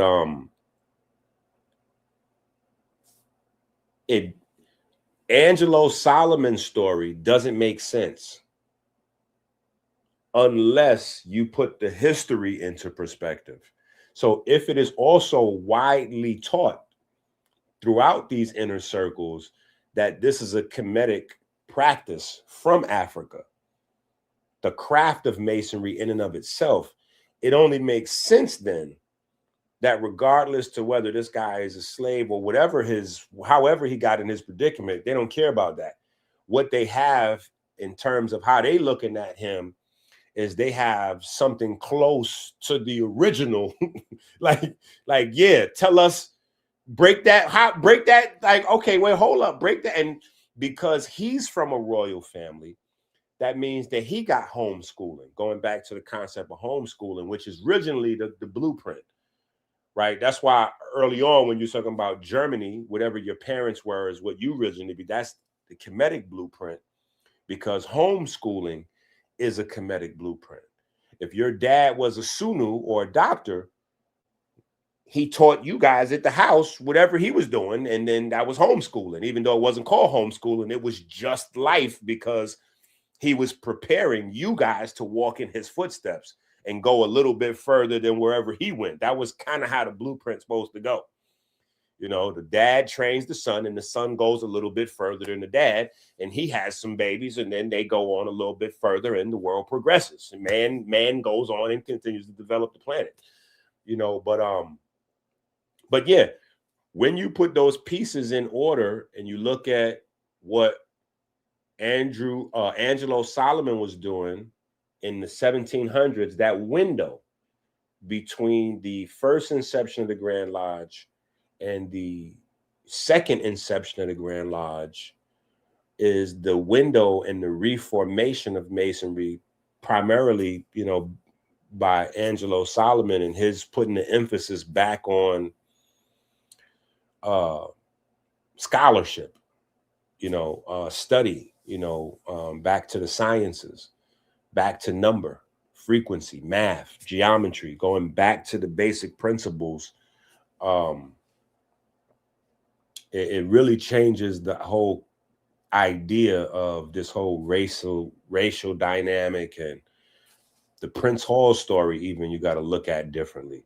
That's how Prince Hall was even able to maneuver how he was Right. maneuvering. Like, listen, we getting ready to do this because we got a whole nother authority. So while we want to recognize the authority of these brothers and, you know, what they've been able to build, and, you know, we want to continuously, you know, reach out to them and establish that, you know, I come in peace. You know, we want to communicate and we, you know, whatever. We still doing what we doing though. We not waiting to do what we doing, because this is our charter or warrant, if you will, supersedes any local new, you know, pop-up starter, you know, the franchises. We yeah, we with the original, you know, blueprint, you know what I'm saying? So I think that, you know, even the concept that Yara, I got to go back to Yara, because you know what, and here's what amazes me. And it's not just Yara, it's brothers like Yara, right? It amazes me that people who spend their life studying the Bible or any great length of time, how they don't see certain information. Like, how would you, as an Israelite, how would you walk away from some quote unquote stuff that you done dug up on the internet or masonry and come up with? And he said, you can't be a Mason if you don't believe in God. And then he turned around and said, God's name is Jabulon. I couldn't understand for the life of me how that happened like that. Like, what book is the Jabulon book? What book is that? What right? What book is that? What book is the Jabulon book? Because clearly, if Jabulon is God, there has to be a book of worship for God. Like, are we taking the oath to Jabulon? Like, what you know what I'm saying? Like, I don't know. Go ahead. Let me let you pass the mic. Let me land my plane past the mic. I just said 1,000 different things and didn't give you a chance to respond to anything. So No, it's perfect. It's all perfect. All of it, all together in the same. You can find Yah in the Bible, you can find Baal in the Bible, and you can find On in the Bible. All those deities that he's talking about, that's ascribed, that he's putting on us, and we can't beat it. Like, all of these names of deities, they're in the Bible. You see what I'm saying? So it's like, we could go to Psalms 133rd Psalm, right? But we don't, we ain't like like the stuff that he said. You just got to be sitting with the right people for it. Like, I could explain it, you could go through it, we can make it plain, but get the right people. You understand what I'm saying? It's like, all right, you got a guy who's on there and he's striving his best to keep decorum and maintain. You understand what I'm saying? And that way, and it's 27 dudes trying to talk to this dude, and everybody's got something quote unquote profound to say or belligerent to say at the same time. You understand what I'm saying? So it's like, all right, so this dude went through this fray of all of this in at the beginning, the middle, and the end. Everybody was given, some of the wildest stuff that you could come up with based off of Google or whatever, Gemini or whoever they're asking, for this information. So the guy asked, he said the title of the book is called Mahabone, and then you can hear one of the guys asking Siri or one of them what that means. You see what I'm saying? So it's like, I'm like, he's out loud, like he's out. What does Malbone mean? And he's depending on this machine to tell him what it means. And the guy is there telling him that's not what it means. The guy who went through the process, right? Who went through the process, like, and been on this path for a couple of decades. You're asking Siri or whoever the hell, one of them, what this is, and this guy telling you that's not what it means. That's not what it means. Like, so you thinking you could just come in and somebody just supposed to tell you what this is, and if he tells you what it is, what does it do for you? You understand what I'm saying? Like when I talk to Yara and Mr. Howard, I'm like, what does it matter? You understand? And now to their defense, the buffoons that they was talking about prior to this guy, I can understand why they like, all right, you talking to a bunch of rocks, right? And they don't have the articulation or the background, or they're just saying dumb stuff for no reason. You understand what I'm saying? So it looks like you dodging, it looks like you lying, it looks like you doing this and all that. Like we instruct you to do this. We don't instruct you to do this. This is a community thing. If you go back to the legacy of Prince Hall is described as an adjective, right? Prince Hall is described as an African. That's how they described him. This is how the whites described this man. He was an African, he was an educator, he was a businessman, and he fought in the Revolutionary War based off of those things right there. So he sent his people to sign up like, yo, fam, like, yo, I don't care what our differences is. We got businesses and we got family here. where we sign up at? Based off of the interest. So this doesn't jive well with the 1865 concept that there was not free men that are black in America, right? So that whole freeborn, right, by being a man freeborn of lawful wage and well recommended, is an addendum because it doesn't jive well with the 1700 history that you just discussed. If this man was supposed to have been a slave, quote unquote, how does he become a Mason in the first place?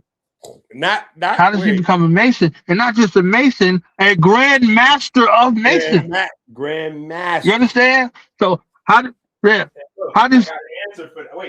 he become a Grand Master? How does he become a damn tutor? How does he become a traveling companion? How does he become? You understand what I'm saying? So it's like, hold on. Go ahead. I got an answer for that too. Wait a minute. Let me see something. And his name's Solomon of all things, right? Ain't that something?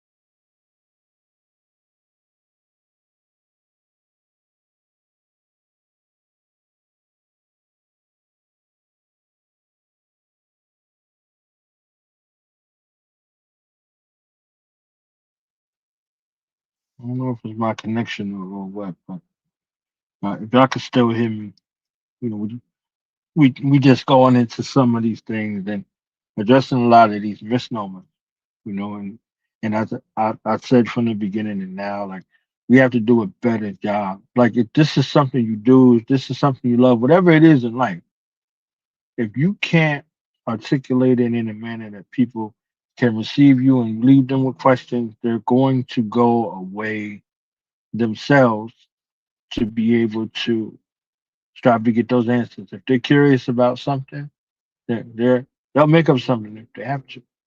So, you know, it's very critical if this is something that you do or something you love. One of the things I learned is like if you could explain it to a 5-year-old or a 6-year-old, then you're doing a good job. You understand?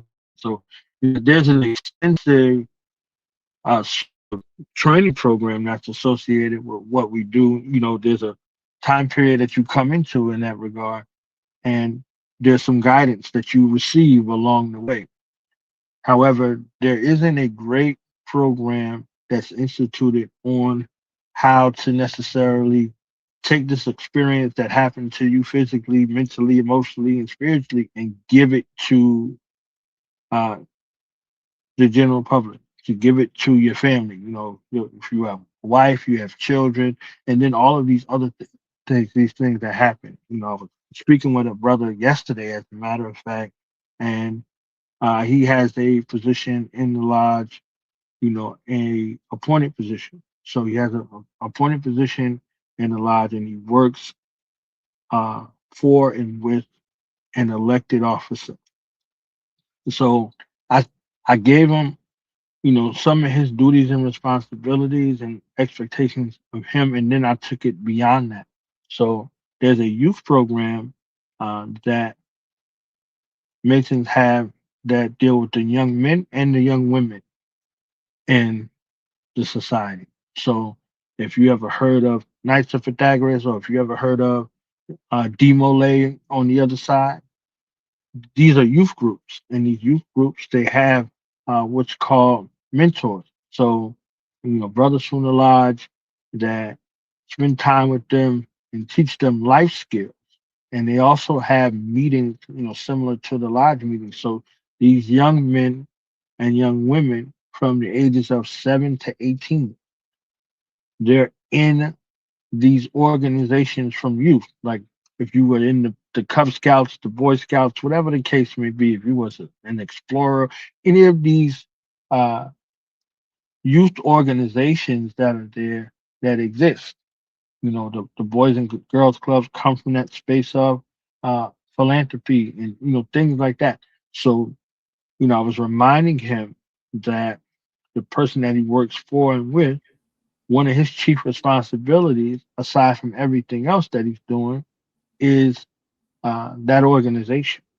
So working with those young people is another benefit and necessity in that regard. So a place where you can affect change. These are your own uh, lodge members, family members, most of the time, and then there's some people that are there off the street. So from ages 7 to 18. So I just was reminding, you know, the brothers like, okay, these are other ways that you can affect change based off of that. So, you know, I said community a lot, you know, during this discourse, but it's literally built in internally and externally. So we have our own situation, and then we have responsibility outside as well. So if you have a functional organization that purports to be for the betterment of humankind, mankind, whatever the case may be, you'll see some sort of affinity group to that regard. If you have a corporation, they most of the corporations now have some kind of affinity group. You know, for the NBA, they have their own affinity group. For the NFL, they have NFL Cares. So there's some sort of situation that's built in addition to where which they have some outreach in that regard, and that becomes a situation that they're able to move about community and extend their hand fellowship, so to speak. Doc, you back? Yes, yes, yes. And what I wanted to say, what my answer was the trivium and the quadrivium. Say what the trivium and quadrivium, which by the way it's not flashy, right? And I think sometimes people looking for something flashy or like esoteric or whatever the case may be, because people ask me sometimes, you know, speak on masonry. And I'm like, I'm never not speaking of, like, whenever you see me talking and I'm teaching about the body and this, that's all masonry. So the trivium and quadrivium, um, these when Greece inherited what they got from Kemet, the study of science, or what we would term science is, became the essential badge of what a quote unquote free man was. So there are different distinctions between the physical and the mental, or the seen and the unseen, or the op and the spec, right? The mind versus the body. So a free man was an educated man. A free man was a well-learned, a self-mastered man, or a man that was on his journey of self-mastery, because you never actually achieve it. It's a process that you just keep on going with. So the trivium and quadrivium was considered to be the prerequisites for you to be on your journey. And I just did a quick little, just to open up the rabbit hole, just a quick Gemini. The trivium, which is grammar, logic, rhetoric, and quadrivium, which is arithmetic, geometry, music, and astronomy, are the 7 liberal arts, right? Now, liberal today, which goes hand in hand in most discussions with Democrat, liberal today has nothing to do with the origin of the concept, right? The origin of the concept liberal has to do with grammar, logic, rhetoric, arithmetic, geometry, music, and astronomy. It has nothing to do with drug use or bisexual behavior or none of that. That's what it would be associated with today. Hippie lifestyle and, all kinds of other stuff. But that's not what it originally had to, meant. It was the trivium and quadrivium, and it was considered essential study for a free man to develop this understanding. So the concept of a slave and being a part of the Masonic prerequisite, right, to be a free man, it's not about not being a quote unquote slave, because you see Angelo Solomon reached the highest levels of masonry from being a slave. But you see the constant, every time you hear about these quote unquote famous masons all throughout history, you hear, oh, well, he was a teacher and a this and a that and a this and a that and a this and a that. Oh, he was an educator and a this and a that and a this and a that and a this and a that. Oh, he was a tutor and a this and a that and a this and a that and a this and a that. So the one thing consistent is the sharing of information, the building, the finding good people and assisting them on their journey to make themselves better. Because the best way to learn is through teaching, but you have to acquire information before you start.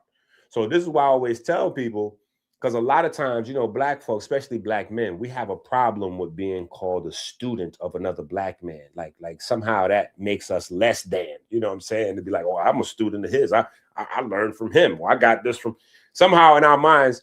And I'd be like, well, luckily, thank God, I'm from the old school where that didn't make us less than, that made us more than, that made us larger than life, to be able to say, I'm a student of this guy. Because now I get to add his resume to whatever my resume is. We didn't look at it as shrinking us. We look at it as making us bigger. Like, oh, no, I'm a student of his. Oh, yeah. No, I studied his. Yeah, I studied that. I studied it.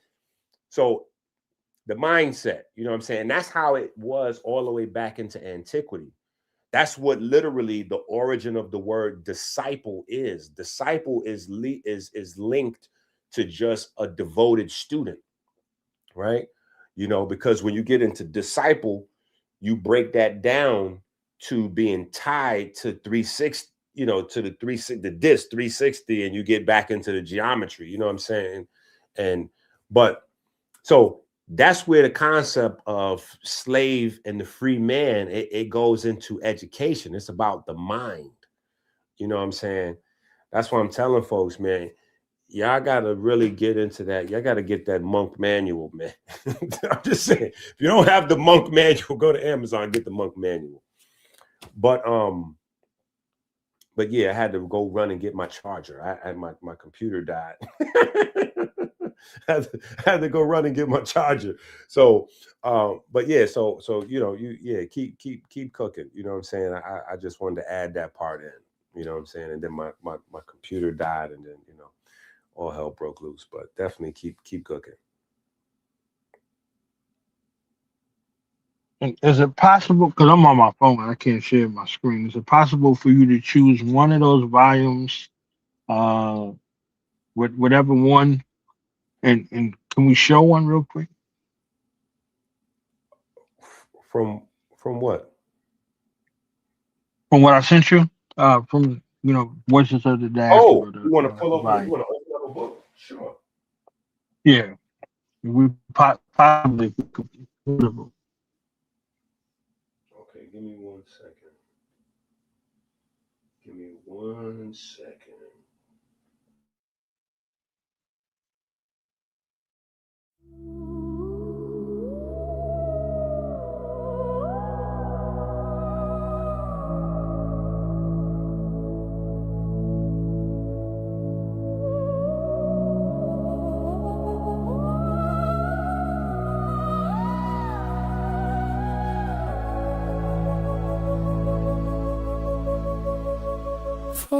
Photosynthesis.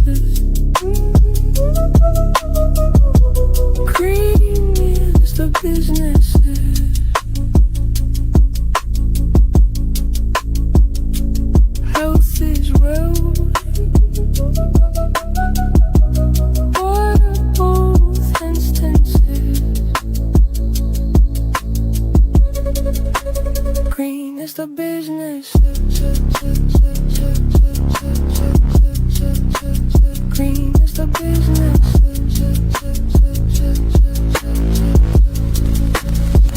Get your order still.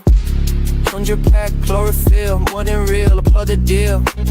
Vitamin K for the blood, vitamin A for your eyes. Power of the ocean. American healer is the goat. And give big bro price for the low.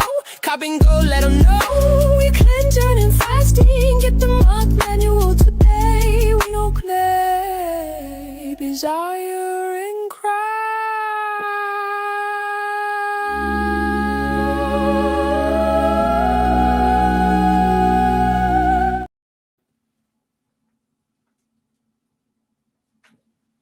Okay, and we live. Yeah, we got volume 1. Okay. This is volume I 1. think you heard that. Yeah, I think you heard the LeBron reference. Like, yeah, let me put volume 1 up here. Well, That's this the one with the 19 pages. You know what I'm saying? So we gotta come to this. You want me to hit the play button? we could just go through the. I just want people to see the aesthetic. If you hit the play button, the song is going to play. I don't know the copyright situation. Yeah, I don't know. Okay. Say less. Got you. Well, actually, you know what I could do? I could get rid of the volume and still hit the play button. Yeah, I could get rid of the Well, volume. if you used another volume, they don't. Another song probably wouldn't. But if you just flip through the pages real quick, I just want to kind of what it looked like. So if you physically look at this book, the goal was to kind of sneak in a book concept. Because our young people, they got books in their backpack all day, all night, right? So we send them off to those camps, right? And they inundated with books, but so now books become a chore for them and not something of enjoyment or pleasure.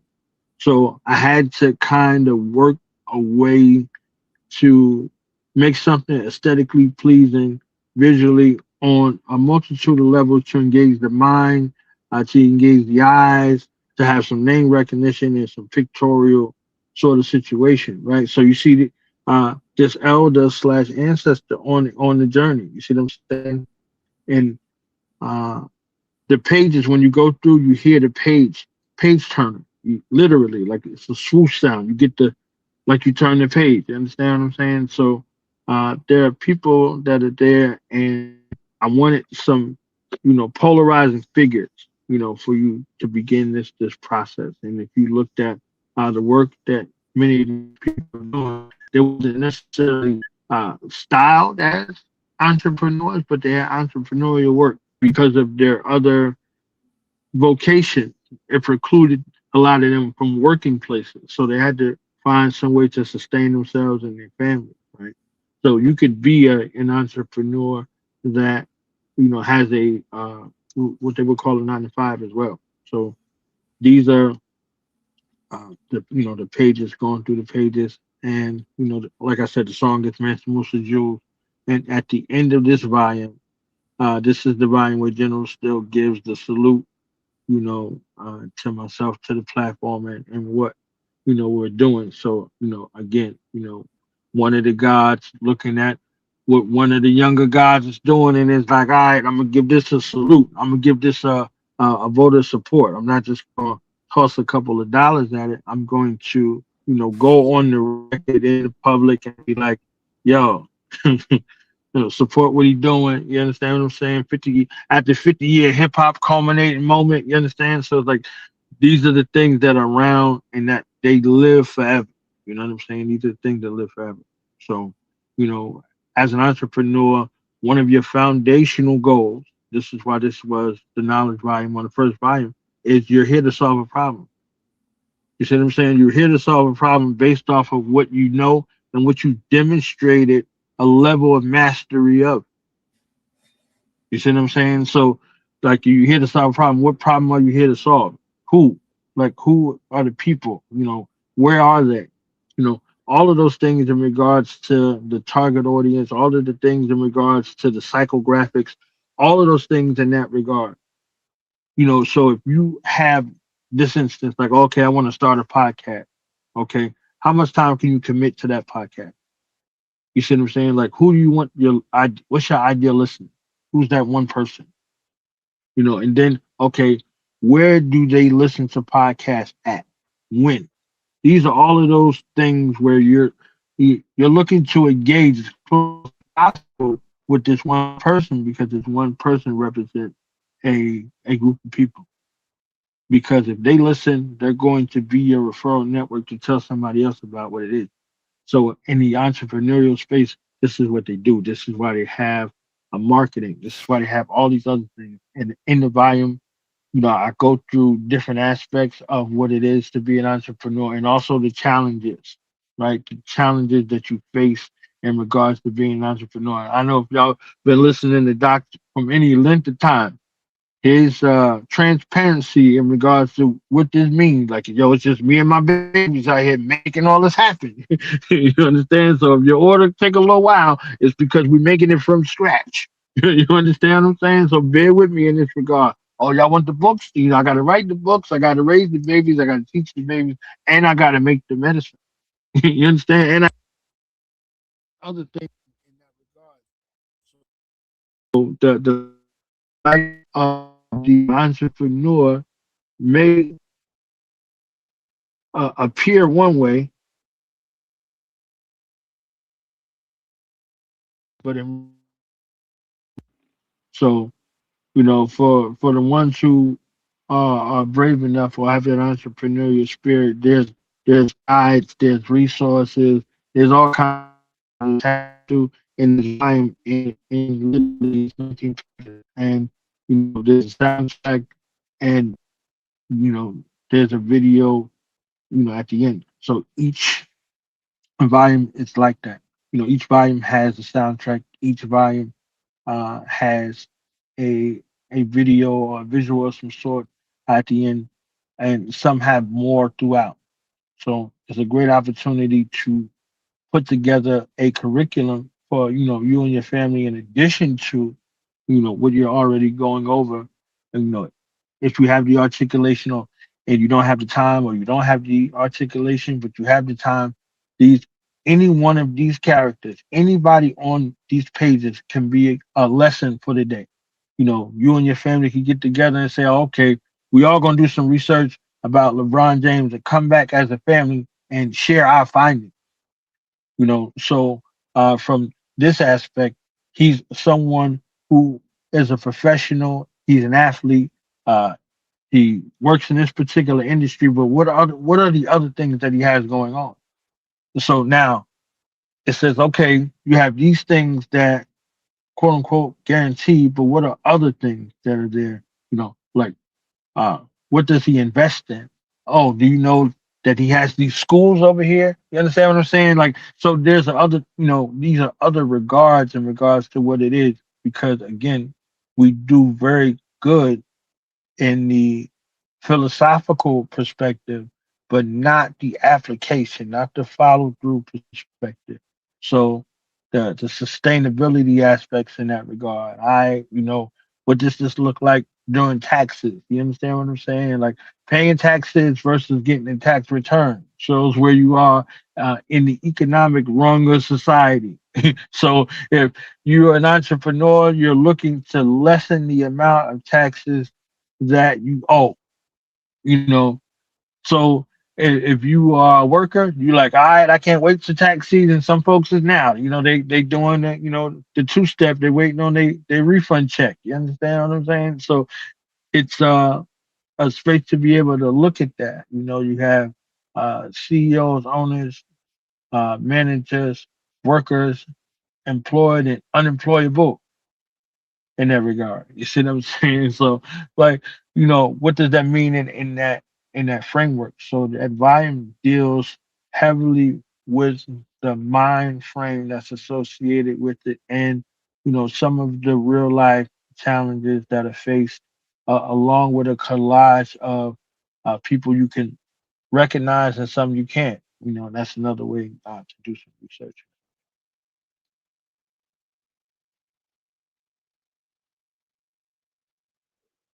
Very, very, very profound breakdown.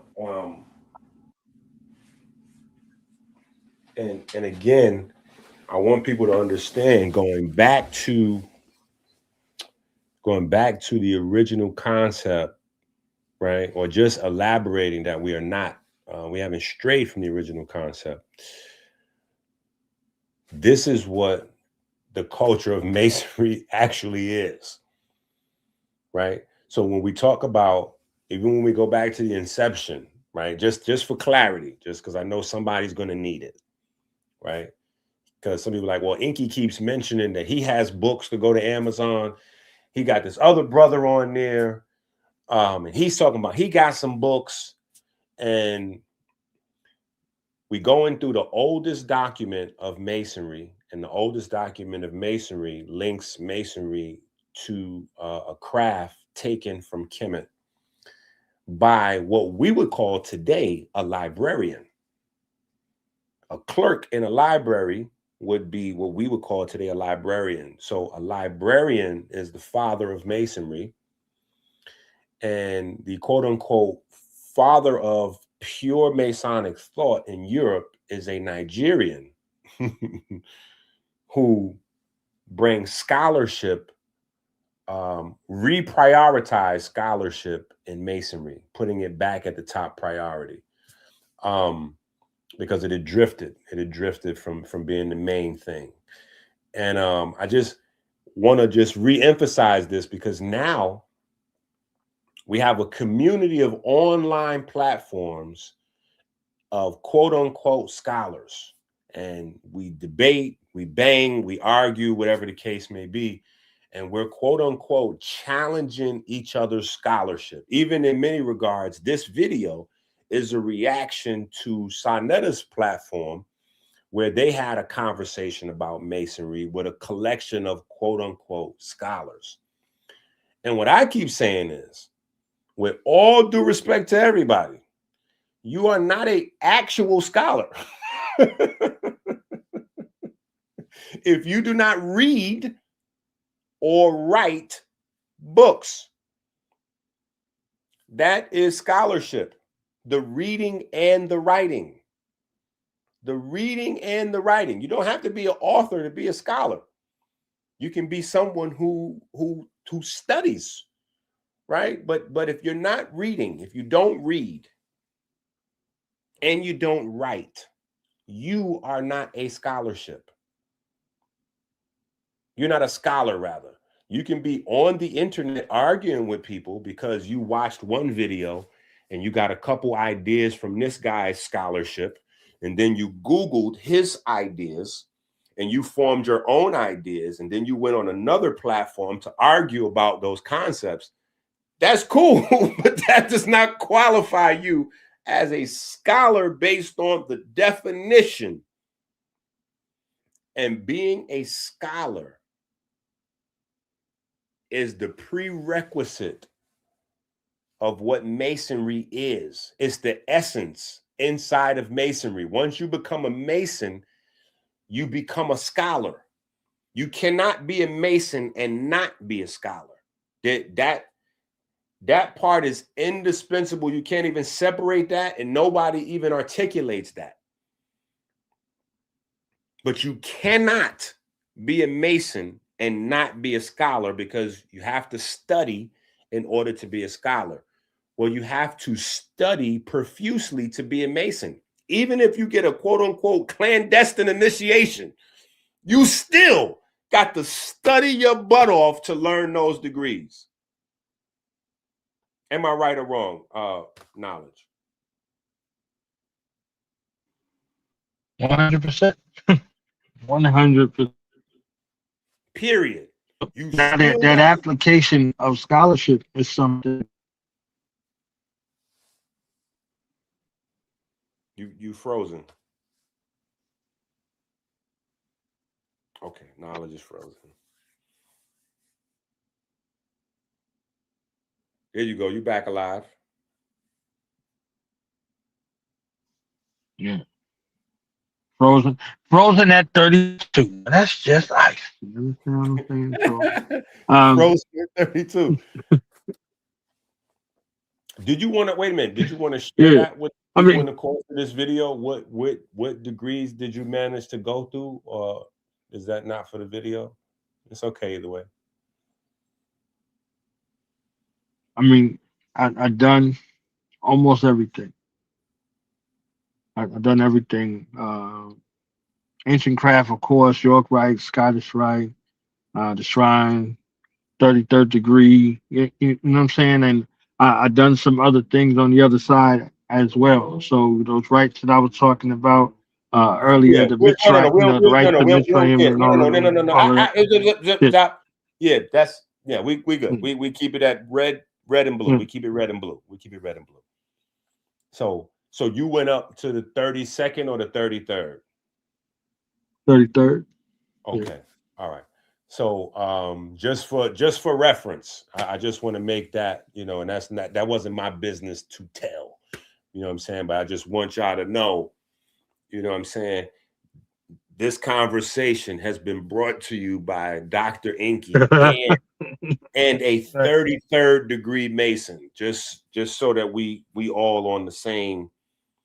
So that way y'all not thinking, well, who's this and this and that? Who's qualified? And I wouldn't have this conversation, not this conversation. I wouldn't have this conversation without being able to find somebody with more degrees than myself, right? So I'm always talking about Masonry because, I love it. But for the purpose of this conversation, I felt like the need to ground it with one of my brothers that, has a higher level of quote unquote certification. So 33rd degree. Now, circling back, because I know we've been going for a good bit.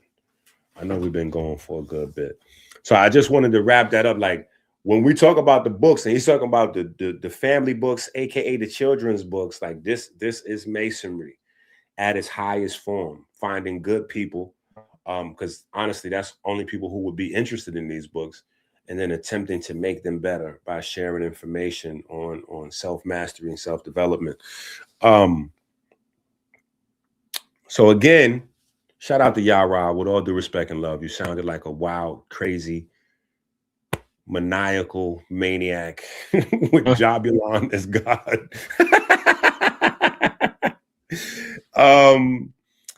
So I think we kind of mentioned the history of the Hidden College. Black Masons in Europe. I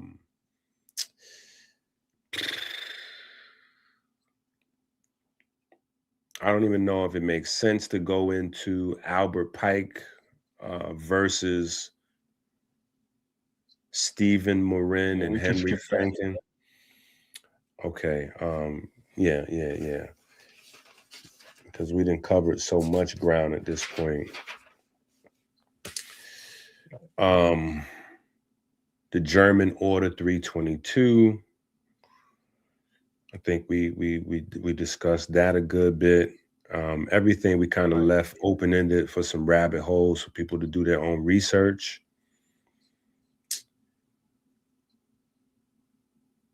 I mean, yeah, I think we covered a good bit of ground.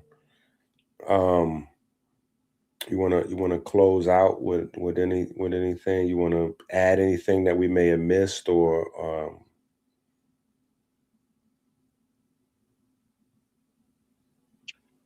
I think I want to drive home one time, for the wait, brothers and hold on. sisters who are in There this. you go.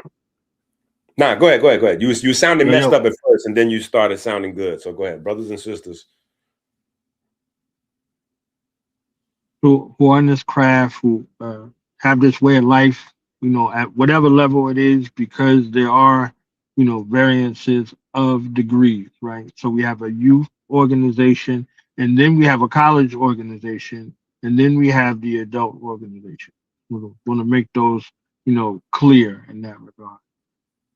I think we need to be at a better level of articulation, and I think we have to come out with our own proper propaganda campaigns to kind of move away from the same old angels and demons and all of this other junk that's out there that's running around. And as long as that continues to circulate, no on what we actually do. If we don't produce our own books, we don't produce our own documentaries, if we don't produce our own films in that regard, where we're looking at this from this particular level, we're always going to be subject to whatever improper propaganda campaign is out there. I think we need to get, better speakers, and then a better sense and space of the community. You understand what I'm saying? Like like we said homeschool a bunch of times. Like homeschool came from us teaching our children at home, and then there was so many children that we made the schoolhouse. So the schoolhouse comes into existence. Then you have the K through 12 situation in the schoolhouse, and then all of the children that came to the schoolhouse were responsible for people in the lower grades below them. So kindergarten, it's yourself, first grade, kindergarten, all the way up to 12th. You see what I'm saying? And then the working in the agricultural field was the reason for summer break. So all of this was based around your day-to-day life. And I think that if we return to some of these things that our elders and some of our ancients did in that regard, we would have a better way. But the articulation, the explanation, not running away from questions and shying away from the natural inclination for people to be curious about something they don't know. They see a symbol that they don't recognize, they begin to do that thing. So if they go to that Google, right, because that's their most high, Doc. You understand what I'm saying? Like they like the hell with your books. Let me go ask Google. They most high, right? they all they all know it. Almighty scholar, Goog they L, the hell yeah. Most High. That's Yeah, nasty yeah, work.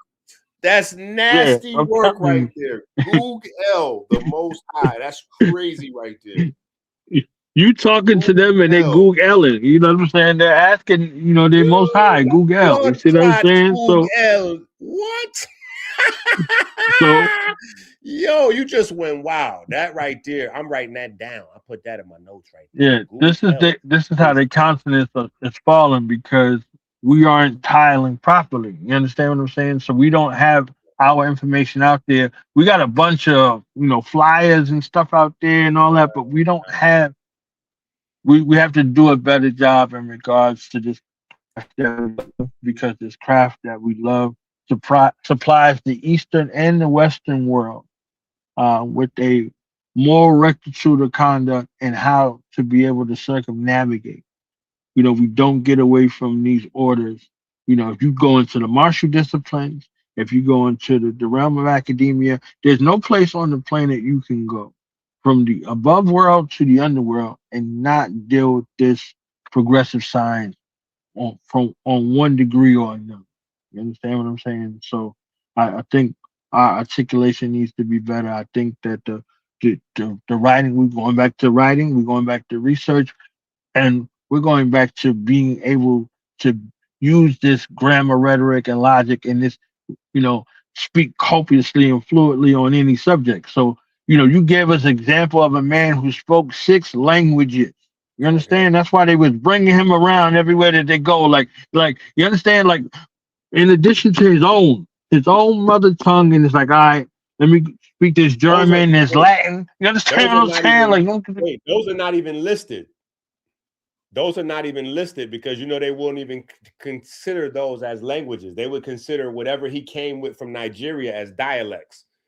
You know what I'm saying? So that means he right, spoke at least 6 languages. You know what I'm saying? Like you know what I'm saying? So right, they were showing right, him off like, yo, right, this is him right here. This is Himothy with the Himbalans. Yeah. right.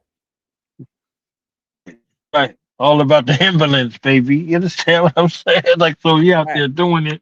He doing it from the Himalayas. You know what I'm saying? And snatching folks up too. You understand? So it's like, all right, this Period. was like, so that left and bring a level of standardization to a place that was a bar hall, like a party thing for all intents and purposes. It didn't have any sophistication in it. It had a whole bunch of skullduggery and savagery in it. You understand? Like you That's ever heavy. been, you ever been, you ever been to a bar in the Pun UK intended. Look, or a pub in wait, Ireland? wait. Pun intended. Wait, pun intended. After we started with German Order 322, right? Right, Skullduggery, like right, you know what I'm saying. Pun right, intended.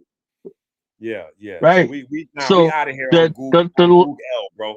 We come on, man. We out of here on Google, man. You already done went crazy on Google, man. I don't yeah, think. yeah. Don't let Google be your most high. You understand what I'm saying? Don't allow that to be your most high. Google.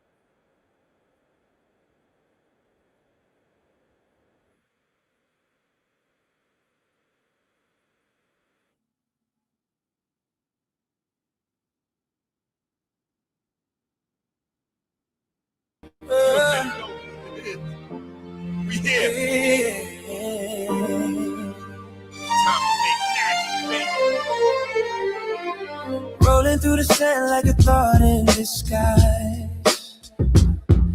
The scarab spins truth where the cosmos collide. Energy whispers. Side effects may include diarrhea, seizures, hair loss, eye loss, teeth loss, leg loss, divorce, getting arrested, diarrhea, death, paranoia, your friends blocking you, dizziness, prison, your eyes falling out, uncontrollable gas. You will die if you take this.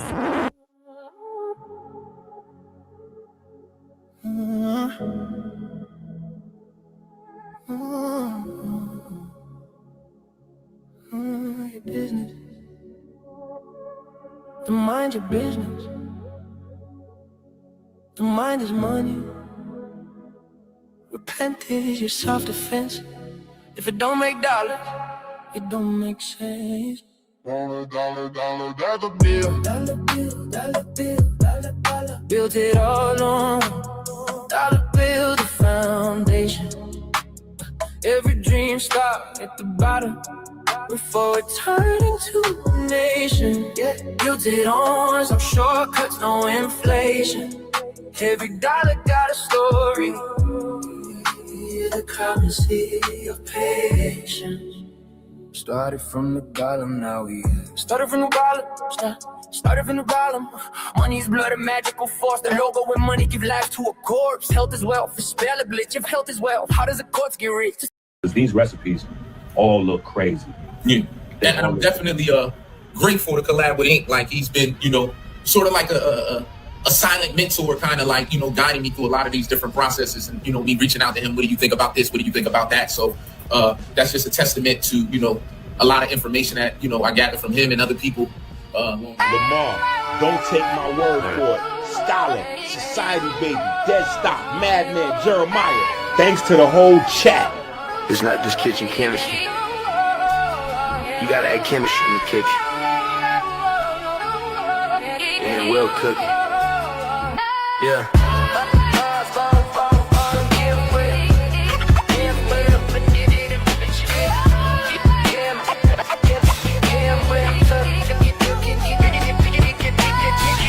Osborne, Politic, Kev, Brian, Amber, on your speaker.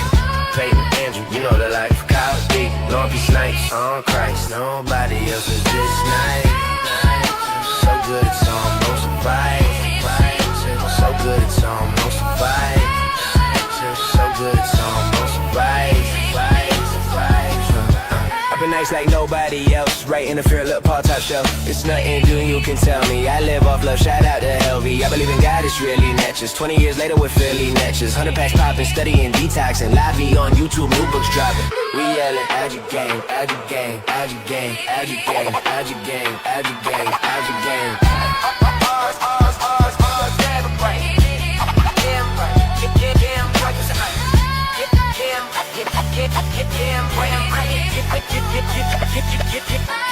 Osborne, M4, Politica, Kev, I'm your speaker. Peyton, Andrew, you know the life. Kyle D, Lauren B. Snipes on Christ. Nobody else is this nice. So good it's almost a vibe. So good it's almost a vibe. Z still with us. Mun still with us. Tiff still with us. Hey, this what consistency get us. The Golly, I'm in Robert, Cardi, Hot One. We stylin', it feel good to see Jamal Allen. Do it, Rashawn, let me feel like LeBron. Hey, I'm telling you, chat, that's the topic. I see the life fiber optic, Levin has got it. It's real, I give thanks for tuning in. It's soon to win. Make sure you're doing him. Oh yeah, make sure you're doing him. Make sure you're doing him. We yelling out your gang, out your gang, out your gang, out your gang, out your gang, out your gang, out your gang. Bars, and what? Yeah, boy. Well, Osborne, M4, Politica, Kev, Brian, Amber, you speaker. Peyton, Andrew, you know the life. God B, Lauren B. Snipes on Christ. Nobody